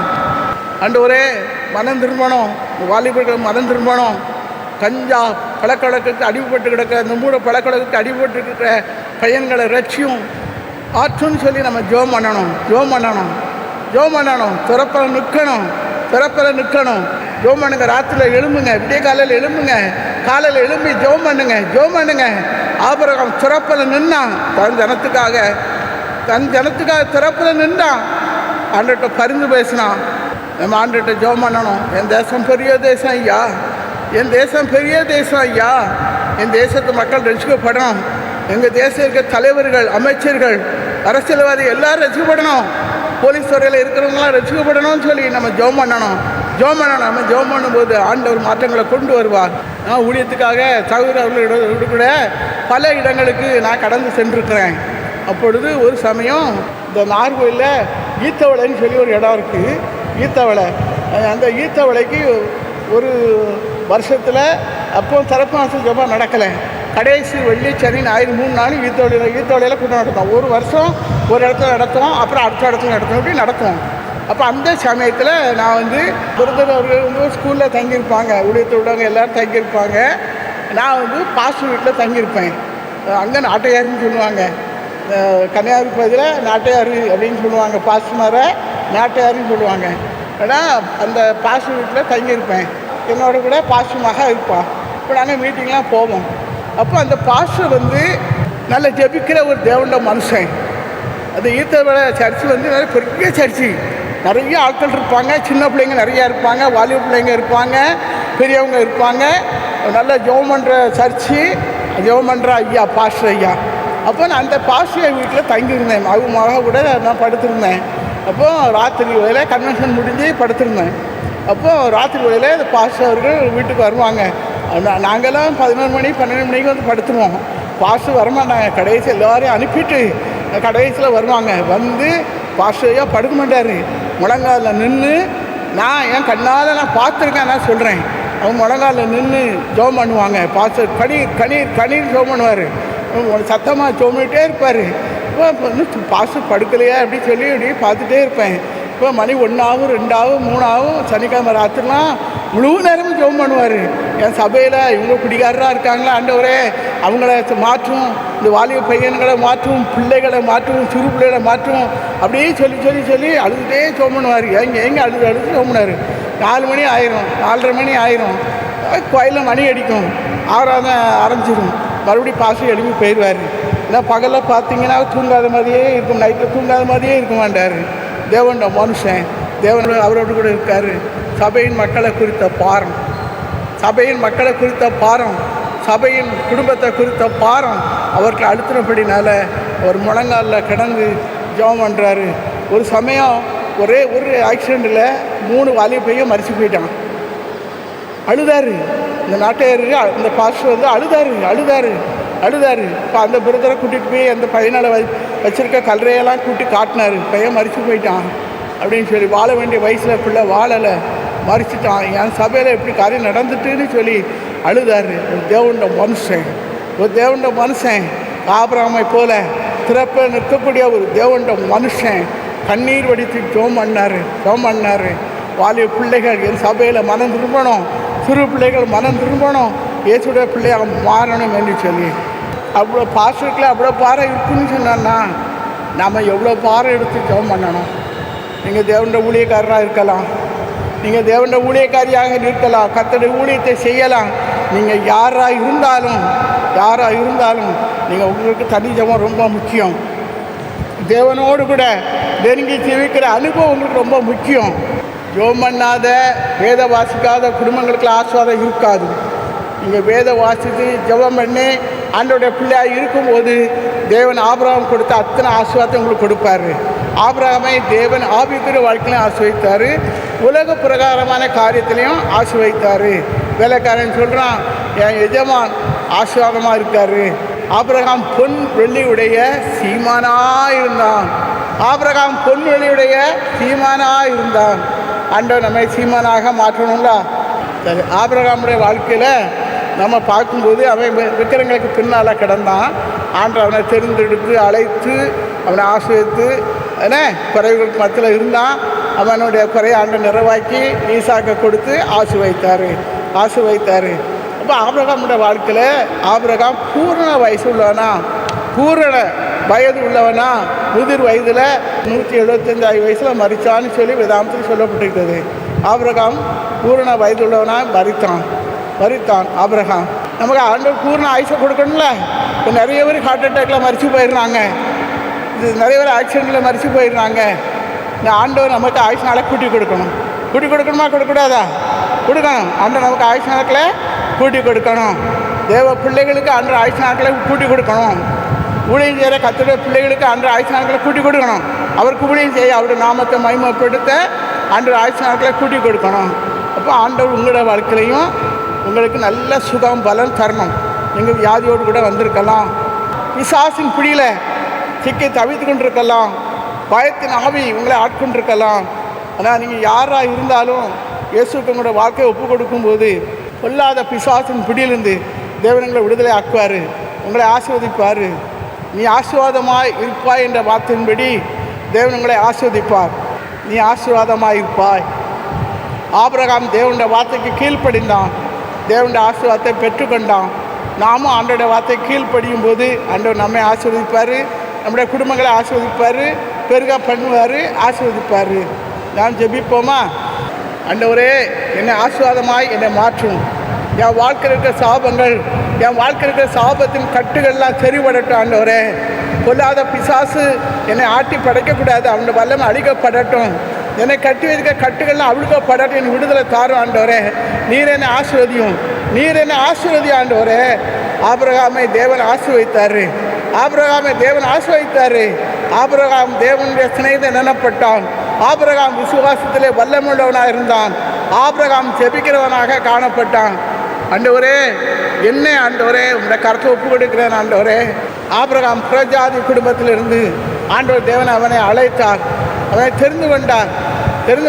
தேவனுடைய வார்த்தைக்கு ஆபிரகாம் கீழ்ப்படிந்தான், ஆசீர்வாதத்தை பெற்றுக்கொண்டான். எனக்கு அருமையானவர்களே, நீங்கள் இந்து குடும்பத்திலேருந்து இந்த இடத்துல வந்திருக்கலாம், தேவைக்கு மத்தியில் வந்திருக்கலாம், இல்லை போராட்டத்தின் மத்தியில் வந்திருக்கலாம், நெருக்கத்தின் மத்தியில் நீங்கள் வந்திருக்கலாம். உங்கள் வாழ்க்கையை நீங்கள் ஆண்டவருக்கு ஒப்பு கொடுங்க. இயேசுவே என் உள்ளத்தில் வாரும்னு சொல்லி கேளுங்க. இயேசுவே என் உள்ளத்தில் வாரும், ரத்தத்தினால கழுவும் என்று சொல்லி கேளுங்க. நீங்கள் பல வருடமான குடிகாரராக இருக்கலாம். நீங்கள் குடிகாரராக இருக்கிறதுனால உங்கள் வாழ்க்கையில் வறுமை காணப்படலாம். கடன் பிரச்சனைக்கு மத்தியில் நீங்கள் நின்று கொண்டிருக்கலாம். உங்களுக்கு உண்டான எல்லாவற்றையும் இழந்த நிலைமையில் இந்த இடத்துல வந்திருக்கலாம். இயேசுவே, என் குடி பழக்கத்திலிருந்து எனக்கு விடுதலை தாரும். ஆண்டவரே, இயேசுவே, என் குடி பழக்கத்திலிருந்து எனக்கு விடுதலை தாரும். ஆண்டவரே, குடிக்கு அடிமைப்பட்டிருக்கேனே ஆண்டவரே, செல்போனுக்கு அடிமைப்பட்டிருக்கேனே ஆண்டவரே, இந்த அடிமைத்தனத்தின் ஆவி என்னை விட்டு வெளியேறட்டும். ஆண்டவரே, ஆபிரகாமை நீ ஆசீர்வதித்தீரையா, என்னை ஆசீர்வதியும். ஆண்டவரே, என்னை ஆசீர்வதியும். என் வாழ்க்கையில் காணப்படுற பாவங்கள், உமக்கு பிரியமில்லாத காரியங்கள் ஆண்டவரே, பாவ அசுத்தங்கள் என்னை விட்டு வெளியேறட்டும். ஆண்டவரே, வெளியேறட்டும். பாவ அசுத்தங்கள் வெளியேறட்டும் ஆண்டவரே. நான் கஞ்சா பிடிக்கிறேன், பீடி குடிக்கிறேன், சீரட் குடிக்கிறேன், வேத வாசிக்கல, ஜெபிக்கல, இந்த பாவத்தில் எனக்கு மன்னி ஆண்டவரே, மன்னி ஆண்டவரே, மன்னி ஆண்டவரே, மன்னி ஆண்டவரே, எனக்கு இறங்கு ஆண்டவரே. உம்முடைய ஆசீர்வாதம், ஆபிரகாமுக்கு உண்டான ஆசீர்வாதம் எனக்கு வேணும் ஆண்டவரே, எனக்கு வேணும். என்னை நீ ஆசீர்வதிக்கணும் ஆண்டவரே, என்னை ஆசீர்வதிக்கணும். என்னை உம்முடைய பிள்ளையாக நீ வைத்துக்கொள்ள ஆண்டவரே. இயேசுவே, என்னை அர்ப்பணிக்கிறேன் ஆண்டவரே. உம்முடைய கல்வார் சிலுவையிலே வந்திருக்கிறேன் ஆண்டவரே. யா உம் ரத்தத்தினால் என்னை கழுவும், உம்முடைய ரத்தத்தினால் என்னை கழுவும், என்னை சுத்திகரியும் ஆண்டவரே. என்னை பரிசுத்தப்படுத்தும் ஆண்டவரே, பரிசுத்தப்படுத்தும் ஆண்டவரே. என்னை ஆசீர்வதியும். என் உள்ளத்தில் வாரும் ஆண்டவரே, என் உள்ளத்தில் வாரும், வாரும். என்னை பரிசுத்தப்படுத்தும், கழுவும், சுத்திகரியும் ஆண்டவரே. அடிமைத்தனத்தின் ஆவிகள், பாவ கட்டுகள் என்னை விட்டு வெளியேறட்டும் ஆண்டவரே. விபச்சாரத்தின் ஆவிகள் வெளியேறட்டும், வேசித்தனத்தின் ஆவிகள் வெளியேறட்டும். சொல்லாத பிசாச இந்த பிள்ளைகளை தொடாத, பிள்ளைகளை தொடாத, நினைவுகளை தொடாத, சிந்தனைகளை தொடாத, எண்ணங்களை சிதறடிக்கிற பொல்லாத ஆவிகளோட வல்லமைகள் இயேசு நாமத்தில் அழிக்கப்பட்டு போகட்டும் ஆண்டவரே, அழிக்கப்பட்டு போகட்டும். இயேசுவே, இயேசுவே, என்னை ஆசீர்வதியும், இயேசுவே, என்னை ஆசீர்வதியும். உங்கள் இருதயத்தில் கைகளை வச்சு ஜெபம் பண்ணுங்க. உங்கள் இருதயத்தில் கைகளை வச்சு, இயேசுவே, இயேசுவே, என்னை ஆசீர்வதியும், என்னை ஆசீர்வதி ஆண்டவரே. ஆசீர்வாதத்துக்கு தடையாக இருக்கிற என் பாவங்களை மன்னியும், என் அக்கிரமங்களை மன்னியும், என் மீறல்களை மன்னியும் ஆண்டவரே. எனக்கு இறங்கும், எனக்கு இறங்கும் ஆண்டவரே. என்னை உம்முடைய கரத்தில் ஒப்பு கொடுக்கிறேன் ஆண்டவரே, என்னை உம்முடைய கரத்தில் ஒப்பு கொடுக்கிறேன். என்னை ஏற்றுக்கொள்ளும் ஆண்டவரே, என்னை ஏற்றுக்கொள்ளும் ஆண்டவரே. ஆபிரகாமுடைய ஆசீர்வாதம் எனக்கு வேணும் ஆண்டவரே, ஆபிரகாமுடைய ஆசீர்வாதம் எனக்கு வேணும். நீர் என்ன ஆசீர்வதி ஆண்டவரே, நீர் என்ன ஆசீர்வதியும். ஆபிரகாமுக்கு கொடுத்த அத்தனை ஆசீர்வாதத்தை எனக்கு தாரும் ஆண்டவரே, தாரும். என்னை ஆசீர்வதியும், ஆசீர்வதியும், ஆசீர்வதியும். நான் இழந்து போன எல்லா ஆசீர்வாதத்தையும் எனக்கு திரும்ப தாரும், தாரும். நான் இழந்து போன எல்லா ஆசீர்வாதத்தையும் எனக்கு திரும்ப தாரும். வந்து என்னை ஆசீர்வதி ஆண்டவரே, என்னை ஆசீர்வதியும். என்னை அர்ப்பணிக்கிறேன்னு சொல்லுவோம். இயேசுவே, என்னை அர்ப்பணிக்கிறேன் ஐயா, என்னை அர்ப்பணிக்கிறேன். ஒரு விஷயம் நீ நினைத்துக்கொள்ளும் ஆண்டவரே, ஒரு விஷயம் நீ நினைத்துக்கொள்ளும். என் பாவங்கள் மன்னிக்கப்படட்டும், என் அக்கிரமங்கள் மன்னிக்கப்படட்டும், என் மீதுகள் மன்னிக்கப்படட்டும். நீர் என்னை ஆசீர்வதியும், நீர் என்னை ஆசீர்வதியும். உம்முடைய சமானத்தை தாரும், உம்முடைய சந்தோஷத்தை தாரும். உமக்கென்று சொல்லி சாட்சியாக நிறுத்தும் ஆண்டவரே. நாங்கள் மோடி நெருங்கி ஜெபிக்கணும் ஆண்டவரே. சொல்லுங்க, சொல்லுங்க, ஆண்டவரே சொல்லுங்க. ஆண்டவரே, ஆபிரகாம் தேவனுடைய சிநேகிதன் எனப்பட்டான் ஆண்டவரே. என்னையும் உம்முடைய சிநேகிதனாக வைத்துக்கொள்ள ஆண்டவரே, என்னையும் உம்முடைய சிநேகிதனாக வைத்துக்கொள்ள ஆண்டவரே. உம்முடைய மார்பில் சாய்ந்திருக்கணும் ஆண்டவரே. ஆண்டவரே, நான் உம்முடைய மார்பில் சாய்ந்திருக்கணும். உம்முடைய உமக்கு பிரியமான மகராக இருக்கணும் ஆண்டவரே. யா உமக்கு பிரியமான மகனாக இருக்கணும் ஆண்டவரே. உமக்கு பிரியமான மகனாக இருந்து ஆண்டவரே உமக்கென்று சொல்லி காரியங்களை செய்யணும் ஆண்டவரே. யா உமக்கு முதலிடம் கொடுக்கணும், உம்முடைய வேதத்தை வாசிக்கணும், ஜெபிக்கணும் ஆண்டவரே, ஜெபிக்கணும். யா நான் ஆண்டவரோட பிள்ளையாக இருக்கணும் ஆண்டவரே. யா வேதத்துக்கு முதலிடம் கொடுக்கணும். நீர் என்னோட பேசும், நீர் என்னோட பேசும் ஆண்டவரே. உங்களுடைய வேத வசனத்தை நான் கேட்கணும், உங்களுடைய சத்தத்தை கேட்கணும் ஆண்டவரே. யா உங்களுடைய வார்த்தையை கேட்கணும் ஆண்டவரே, கேட்கணும் ஆண்டவரே. ஐயா உம்முடைய மகனாக என்னை வைத்துக்கொள்ளும், உம்முடைய மகளாக என்னை வைத்துக்கொள்ள ஆண்டவரே, வைத்துக்கொள்ள ஆண்டவரே. ஆண்டவரே, ஆபிரகாமை உங்களுடைய சிநேகிதனாக வைத்திருந்தீர் ஆண்டவரே. என்னை நம்பும், என்னை ஒப்பு கொடுக்கிறேன் ஆண்டவரே, என்னை ஒப்பு கொடுக்கிறேன் ஆண்டவரே, என்னை ஒப்பு கொடுக்கிறேன் ஆண்டவரே. என்னை ஏற்றுக்கொள்ளும், என்னை ஏற்றுக்கொள்ளும் என்று சொல்லி ஆண்டவர்கிட்ட கேளுங்க, கேளுங்க, கேளுங்க, கேளுங்க. இழந்து போன வல்லமைகளை தேவன் உங்களுக்கு திரும்ப தருவார், திரும்ப தருவார்.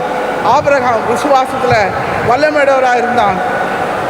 ஆபிரகாம் விசுவாசத்தில் வல்லமை உடையவராக இருந்தான். ஆண்டவரே, ஆபிரகாமுடைய விசுவாசத்தை எனக்கு தாரும் ஆண்டவரே. ஆண்டவரே, ஆபிரகாமுடைய விசுவாசத்தை தாரும். கேளுங்க, கேளுங்க. ஆண்டவரே, ஆபிரகாமுடைய விசுவாசத்தை எனக்கு தாரும் ஆண்டவரே, தாரும். ஆபிரகாமுடைய விசுவாசத்தை தாரும் ஆண்டவரே. பாடுகளிலும் நெருக்கங்களிலும் உபத்திரங்களும் உண்மை விட்டு பின்வாங்க கூடாது ஆண்டவரே. முன்வைத்த காலை பின்வைக்க கூடாது. உமக்களை முன்னேறி செல்ல ஆவியான பலன் கொடும். பாடுகள் வரட்டும், நெருக்கங்கள் வரட்டும், போராட்டங்கள் வரட்டும், உபத்திரங்கள் வரட்டும், அதற்கு மத்தியிலையும் உமக்கென்று சொல்லி எழுந்து நிற்கணும் ஆண்டவரே. உங்களுடைய நாமத்தை மகிமைப்படுத்தணும் ஆண்டவரே. என்னை அர்ப்பணிக்கிறேன்னு சொல்லுவோம் ஆண்டவரே, என்னை அர்ப்பணிக்கிறேன்னு சொல்லுவோம் ஆண்டவரே. ஆபிரகாமுக்கு காணப்பட்ட ஜெப ஆவி, விண்ணப்பத்தின் ஆவியை பிள்ளைகளை கொடுப்பீராக. திறப்பல் இன்று செபிக்கட்டும் ஆண்டவரே. அழிந்து கொண்டிருக்க ஆத்மாக்களை குறித்த பாரம், அழிந்து கொண்டிருக்க ஆத்மாக்களை குறித்த தரிசனத்தை பிள்ளைகள் கொடும் ஐயா. இழந்து போகிற கிருபைகளை கொடும், இழந்து போன வல்லமைகளை கொடும், இழந்து போன அபிஷேகத்தை கொடும், ஆவியான வல்லமைப்படுத்தும். ஹalleluya ஹalleluya. கட்டுகள் தெரிபடட்டும், கட்டுகள் தெரிபடட்டும் ஆண்டவரே. இப்போ வல்லமை இறங்கட்டும், வல்லமை இறங்கட்டும். முகத்தடிகளை முடிக்கிற வல்லமை, அந்தகார சக்தியில வல்லமை, அந்தகார சக்தியில கட்டக்கூடிய வல்லமையை பிள்ளைகளுக்கு கொடுத்து ஆவியான பயன்படுத்தும். ஹalleluya ஹalleluya ஹalleluya ஹalleluya ஹalleluya. இந்த வல்லமை இறங்கட்டும், வல்லமை இறங்கட்டும். ஹalleluya ஹalleluya. இந்த வல்லமை இறங்கட்டும், வல்லமை இறங்கட்டும் ஆண்டவரே. எல்லா சாபங்களும், எல்லா சாபத்தின் வல்லமைகளும் இயேசு நாமத்தில் அழிக்கப்பட்டு போகட்டும் ஆண்டவரே. கொல்லாத பிசாசு பிள்ளைகளுடைய நினைவுகளை தொடாதபடி, சிந்தனைகளை தொடாதபடி அந்த கிரியல் இயேசு நாமத்தில் அழிக்கப்பட்டு போகட்டும் ஆண்டவரே, அழிக்கப்பட்டு போகட்டும். ராத்திரி வேளையிலே பயத்தை கொண்டக்கூடிய ஆவிகள், ராத்திரி வேளையிலே பயத்தை கொண்டக்கூடிய ஆவிகள், தூக்கத்தை தடை செய்கிற ஆவிகள் இயேசு நாமத்தினால் அழிக்கப்பட்டு போகட்டும். கெட்ட சொப்பனங்களை கொண்டு வந்து பயப்படுத்துகிற ஆவிகள் இயேசு நாமத்தினால் அழிக்கப்பட்டு போவதாக, இயேசு நாமத்தினால் அழிக்கப்பட்டு போகட்டும். கற்பத்தை தடை செய்கிற ஆவிகள், கருத்தரிக்க விடாதபடி தடை செய்கிற ஆவிகள் இயேசு நாமத்தினால் அழிக்கப்பட்டு போகட்டும். பலவீனப்பட்ட கற்பப்பையை தொடும், கற்பப்பையை பலப்படுத்தும். சாராளுடைய கற்பத்தில் ஆண்டவரே ஒரு குழந்தையை வைத்தது போல பிள்ளையுடைய கற்பத்தில் ஒரு குழந்தையை வைத்து ஆசீர்வதியும், ஆசீர்வதியும் ஆண்டவரே, ஆசீர்வதியும். அடைபட்ட கற்பம் திறக்கப்படட்டும். கருதரிக்க விடாதபடி தடை செய்கிற பாம்பின் ஆவிகள் வெளியேறட்டும், பாம்பின் ஆவிகள் வெளியேறட்டும், வெளியேறட்டும். பிள்ளைகளை கட்டி வைத்திருக்கிற பாம்பின் ஆவிகள் வெளியேறட்டும். கழுத்து பகுதியை கட்டி வைத்திருக்கிற பொல்லாத ஆவியை இயேசு நாமத்தினால் வெளியேறு, வெளியேறு. கழுத்தில் காணப்படுற வலிகள் இயேசு நாமத்தினாலே மாறுவதாக. தைராய்டு கட்டிகள், கழுத்தில் காணப்படுற தைராய்டு கட்டிகள் இயேசு நாமத்தினால் அறுக்கப்பட்டு போவதாக. தலையிலே காணப்படுற வலிகள் இயேசு நாமத்தினாலே மாறுவதாக. தலையிலே சுற்றியலை வச்சு அடிப்பது போல வலி, அந்த வலியை கொண்டு வர்ற இந்த பொல்லாத பிசாசுடைய வல்லமைகள் இயேசு நாமத்தினால் அழிக்கப்பட்டு போகட்டும். இந்த வலி இருந்திடம் தெரியாமல் மறந்து போகட்டும். தலையிலே காணப்படுற கட்டிகள் இயேசு நாமத்தினால் மறந்து போவதாக, மறந்து போவதாக ஆண்டவரே. கண்ணிலே காணப்படுற பிரச்சனைகள், கண்ணிலே காணப்படுற பார்வை குறைவுகள் இயேசு நாமத்தினால மாறுவதாக. செவிட்டு காதுகள் இயேசு நாமத்தால் திறக்கப்படுவதாக. ஊமையின் செவிடுமான ஆவியே இயேசு நாமத்தினால வெளியேறு. தோல் பட்டையில காணப்படுற வலிகள் இயேசு நாமத்தினால மாறுவதாக. முதுகு தண்டிலே காணப்படுற வலிகள், இடுப்பு பகுதியிலே காணப்படுற வலிகள் இயேசு நாமத்தினால மாறுவதாக. இடுப்பிலே காணப்படுற வலிகள் இயேசு நாமத்தினால மாறட்டும் ஆண்டவரே, மாறட்டும். இடுப்புல சுற்றி இருக்கிற பொல்லாத பாம்பின் ஆவியே இயேசு நாமத்தினால வெளியேறு. இடுப்பு பகுதியை தொட உனக்கு அதிகாரம் இல்லை, பிள்ளைகளை வேதனைப்படுத்த உனக்கு அதிகாரம் இல்லை. இயேசு நாமத்தினால வெளியேறு. பிள்ளைகளை பயப்படுத்துகிற ஆவிகள் இயேசு நாமத்தினால வெளியேறட்டும். தற்கொலையின் ஆவிகள் இயேசு நாமத்தினால வெளியேறட்டும் ஆண்டவரே. தற்கொலை ஆவிகள் இயேசு நாமத்தினால வெளியேறட்டும். சரீரத்தில் காணப்படுற ஊரல் வியாதிகள், சரீரத்தில் காணப்படுற தேமல் வியாதிகள் இயேசு நாமத்தினால வெளியேறட்டும். கிட்னி ஸ்டோன் நிமித்தமாக கிட்னியில வலியோடு கஷ்டப்படுற பிள்ளைகளை நீ கண் வைக்க பாரும். பிள்ளைகளுக்கு இறங்கும், மனம் இறங்கும். இந்த கிட்னியில காணப்படுற கல் இயேசு நாமத்தினால கரைஞ்சு போகட்டும் ஆண்டவரே. கிட்னி பிரச்சனையோடு இருக்க பிள்ளைகளை தொடும். கிட்னி பிரச்சனைகள் இயேசு நாமத்தினால மாறட்டும் ஆண்டவரே, மாறட்டும், மாறட்டும் ஆண்டவரே. குடல் பகுதிகளுக்கு இந்த வல்லமை இறங்கட்டும், குடல் வாழ்வுகளுக்குள்ள இந்த வல்லமை இறங்கட்டும். குடலில் காணப்பட்ட கேன்சர் வியாதிகள் இயேசு நாமத்தினாலே மாறுவதாக. லங்ஸில் காணப்படுற பிரச்சனைகள், லங்ஸில் காணப்படுற கட்டிகள் இயேசு நாமத்தினால கரைஞ்சு போயிடட்டும் ஆண்டவரே. லங்ஸில் சளி பிரச்சனை நிமித்தமாக கண்ணீர் வடிக்கிற பிள்ளைகளுக்கு இறங்கும். லங்ஸில் இருக்க சளி பிரச்சனைகள் இயேசு நாமத்தினால மாறட்டும். மூக்கில் காணப்படுற பிரச்சனைகள், மூக்கில் சதை விளந்த நிமித்தமாக மூச்சு விட முடியாது கஷ்டப்படுற பிள்ளைகளுக்கு மனம் இறங்கும். மூக்கில் ஆண்டவரே, யார் நரம்பு மூக்கில் எலும்பு வளர்ந்து மூக்கில் பிரச்சனையோடு இருக்க பிள்ளைகளை நீ கண் வைக்க பாரும். நீர் அந்த மூக்கை ஆப்ரேஷன் பண்ணி விடும் ஆண்டவரே, நீர் அந்த மூக்கை ஆப்ரேஷன் பண்ணி விடும். அந்த எலும்பு இல்லை இருந்தாலும் தெரியாமல் வரைஞ்சு போயிடட்டு ஆண்டவரே. நீர் ஒரு அற்புதத்தை செய்யும், அற்புதத்தை செய்யும் ஆண்டவரே. எலும்புல காணப்படுற வலிகள் இயேசு நாமத்தினால மாறுவதாக. எலும்புல காணப்படுற வலிகள் இயேசு நாமத்தால் மாறட்டும். கர்ப்பப்பையில் இந்த வல்லமை இறங்கட்டும். கர்ப்பப்பையில் காணப்படுற கட்டிகள் இயேசு நாமத்தினால மாறுவதாக. கர்ப்பப்பையில் இருக்க கட்டிகள் மறையட்டும். அற்புதம் நடக்கட்டும் ஆண்டவரே, அற்புதம் நடக்கட்டும், நடக்கட்டும். இடுப்பில் காணப்படுற வலிகள் இயேசு நாமத்தினால மாறுவதாக. கால்களில் காணப்படுற கட்டுகள் இயேசு நாமத்தினால திரிபடுவதாக. முட்டில் காணப்படுற வலிகள், ஜாயின்ல காணப்படுற வலிகள் இயேசு நாமத்தினால மாறுவதாக. கால் பகுதியில் காணப்படுற வலிகள், பாதத்தில் காணப்படுற காந்தல் வியாதிகள், பாதத்தில் காணப்படுற ஊரல் வியாதிகள் இயேசு நாமத்தில் மாறுவதாக. நடக்க முடியாதவர்கள் நடப்பார்களாக. நடக்க முடியாத சப்பானி குழந்தைகள் இயேசு நாமத்தினால நடப்பார்களாக. இருதயத்தில் வாழ்வு பிரச்சனையோடு இருக்க பிள்ளைகளை தொடும். இருதயத்தில் வாழ்வு பிரச்சனையோடு இருக்க பிள்ளைகளை தொடும். தொட்டு அந்த அடைப்பட்டிருக்க வாழ்வுகளை திறந்தரலாம் ஆண்டவரே. இருதயத்தில் காணப்படுற வலிகள் இயேசு நாமத்தினால மாறட்டும் ஆண்டவரே, மாறட்டும். நீர் அற்புதத்தை செய்யும். வாத வியாதிகள் இயேசு நாமத்தினால மாறட்டும் ஐயா. முட்டில் காணப்படுற வலிகள், முட்டில் காணப்படுற வலிகள், காலில் காணப்படுற வலிகள், பாதத்தில் காணப்படுற வலிகள் இயேசு நாமத்தினால மறைந்து போவதாக. ஆண்டவரே நீர் அற்புதத்தை செய்யும். பிள்ளைகளை தொடும், பிள்ளைகளை தொடும் ஆண்டவரே, பிள்ளைகளை தொடும், தொடும், தொடும் ஆண்டவரே. திருமணம் ஆகாத பிள்ளைகளுக்கு ஏற்ற வரனை ஒழுங்குபடுத்தி கொடும் ஆண்டவரே. திருமணம் ஆகாத பிள்ளைகளுக்கு ஏற்ற வரனை ஒழுங்குபடுத்தி கொடும். திருமணத்துக்காக காத்திருக்கும் பிள்ளைகளுக்கு ஏற்ற வரனை கொடும். கடன் பிரச்சனையோடு இருக்க பிள்ளைகளுடைய கடன் பிரச்சனைகளை மாற்றும் ஆண்டவரே, மாற்றும். கடன் பிரச்சனைகள் மாறட்டும், கடன் பிரச்சனைகள் மாறட்டும். வறுமை நிலைமைகள் மாறட்டும் ஆண்டவரே, மாறட்டும். வறுமை நிலைமைகள் மாறட்டும், வறுமை நிலைமைகள் மாறட்டும் ஆண்டவரே. ஆண்டவரே ஆபிரகாமை ஆசீர்வதித்தீரே ஆண்டவரே, ஆபிரகாமை ஆசீர்வதித்தீரே ஐயா. பிள்ளைகளை ஆசீர்வதியும். பிள்ளைகளுக்கு ஐடி செய்கிற காரியத்தை எல்லாம் நீ ஆசீர்வதியும். பெருக பண்ணும், பெருக பண்ணும். உமக்கு நன்றி ஆண்டவரே, உமக்கு நன்றி ஆண்டவரே. ஆண்டவருக்கு நன்றி செலுத்தும். எல்லாரும் ஆண்டவருக்கு நன்றி செலுத்தும். புது வல்லமை, புது அபிஷேகம், புது அபிஷேகம் ஆண்டவங்களுக்கு தாராரு, தாராரு. குறைகள் நிர்வாகப்படும். நீங்கள் விரும்பின காரியத்தை அற்புதம் நடக்கும்.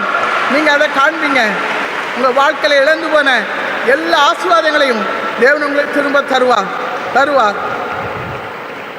எல்லாரும் ஆண்டவருக்கு நன்றி செலுத்துவோம். எல்லாருக்கும் ஆண்டவருக்கு நன்றி செலுத்துவோம். எந்த ஊர்லேருந்து வந்திருக்கிறீங்க? பொள்ளாச்சி. பொள்ளாச்சி. உங்களுக்கு என்ன அற்புதம் நடந்துச்சு? பாப்பாவுக்கு 6 மாதமாக கன்ஃபார்ம் ஆர்டர் கிடைக்கல வேலையில். நான் அப்போ ப்ரேயர் பண்ண அழுது ஜெபம் பண்ணேன், ஆண்டவரே என் பொண்ணுக்கு கன்ஃபார்ம் ஆர்டர் கிடைக்கணும் அப்படின்னு. இப்போ ஃபோன் பண்ணி எனக்கு கன்ஃபார்ம் ஆர்டர் கொடுத்துட்டாங்கன்னு சொன்னேன். நல்ல கரங்களை தட்டி கர்த்தருக்கு மகிமை செலுத்துங்க. முருகானந்தம்.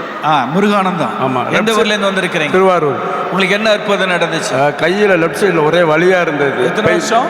ஒரு 10 நாளாக வலியாக இருந்தது. கை தூக்க முடியாது, ரைட் சைடு தூக்க முடியாது. அம்மா ஜெபம் பண்ணோன்னு உடனே கர்த்தர் அற்புதம் தூக்கி பாருங்க. இப்போ இந்த வலி இல்லை, வலது கையை தூக்க முடியும். முருகானந்தத்தை இயேசு குணமாக்கி இருக்கிறார். எனக்கு பேர் லைல. 1 மாதம் கொண்டு பெட்ടെന്ന് எனக்கு நடக்க முடியாத ஆச்சு, பெட்ടെന്ന് நடக்க முடியாத ஆச்சு, சரியா நடக்க முடியாது எனக்கு. அப்போ இப்போ ப்ரேயர் நேரத்தில் இப்போ நல்லா நடக்கும் பாருங்க, நடந்து பாருங்க. பாருங்க, பெட்லேருந்து நடக்க கூட முடியாத நிலைமையில் வந்திருக்கிறாங்க. ஆண்டவர் அற்புதமாக குணமாக்கி இருக்கிறார். ஆமென். ரோஸ்லின். ரோஸ்லின். எந்த ஊர்ல இருந்து? தஞ்சாவூர் மாவட்டம். தஞ்சாவூர். உங்களுக்கு என்ன அற்புதம் நடந்துச்சு? எனக்கு 3 வருஷமா துரைத்தனத்தின் ஆவி ரொம்ப போராட்டமா இருந்துச்சு, தூங்க முடியாது. சர்ப்பத்தின் ஆவி கிரியை செஞ்சுட்டு இருந்துச்சு. சர்ப்பத்தின் ஆவி. இப்போ என்ன நடந்துச்சு? இப்போ எனக்கு அந்த கட்டுகள் உடைஞ்சிச்சு. நான் ஜெபம் பண்ணும்போது ரோஸ்லின் ஒரு கட்டா விழுக்கப்பட்டுருச்சுன்னு ஏசப்பனோட பேசுறாங்க. சந்தோஷமா இருக்கீங்களா? ரெண்டாவது சர்ப்பத்தின் ஆவி எனக்கு கிரியை செஞ்சுக்கிட்டு இருந்துச்சு. பிசாசின் போராட்டம் அதிகமாக இருக்கிறதுனால ஏசப்பா என் கற்பத்தின் ஆவி இப்படி கிரியை செஞ்சுட்டு இருக்கேன், நான் தடை எப்படி விலகும் அப்படின்னப்ப எனக்கு ஆட்டோமேட்டிக்காக வாந்தி வர ஆரம்பிச்சிருச்சு. வாந்தி எடுத்தோன்னே அந்த வயிற்றுல போட்ட அந்த மருந்து எனக்கு வெளியில வந்தோன்னே எனக்கு தெரிஞ்சது. இப்போ சந்தோஷமா இருக்கிறீங்க? ஆமே. கரங்களை தட்டி கர்த்தருக்கு மகிமை செலுத்துங்க. ஹல்லேலூயா. கர்த்தருடைய நாமத்துக்கு தோத்திரம். நான் நைட்டு போதா பையனுக்கு ஒரே வாமிட்டு, மகனுக்கு. ஆமாம், அதனால் முடியலை. காலையில் நாங்கள் நார்வேலேருந்து வரும்போதும் ஒரு மாதிரி கொன்னி போய் தான் வந்தேன், நிற்க கூட பலன் இல்லாமல். இப்போ என்ன நடந்துச்சு? ஏசப்பா ஒரு நல்ல அற்புதத்தை கொடுத்து நல்ல சந்தோஷமா இருக்கிறேன். Amen, amen. God bless. திறப்பின் வாசல் ஜெபத்தில் கலந்து கொண்ட அனைவரும் தேவனுடைய ஆசீர்வாதங்களை பெற்றுக்கொண்டு சந்தோஷத்தோடு திரும்பி சென்றனர். தேவனுக்கே மகிமை உண்டாவதாக. For further details and prayer support, contact Jesus Redeems Ministries, Nalumavudi, Thuthukudi District, 628-211. Our phone number 04639 353535.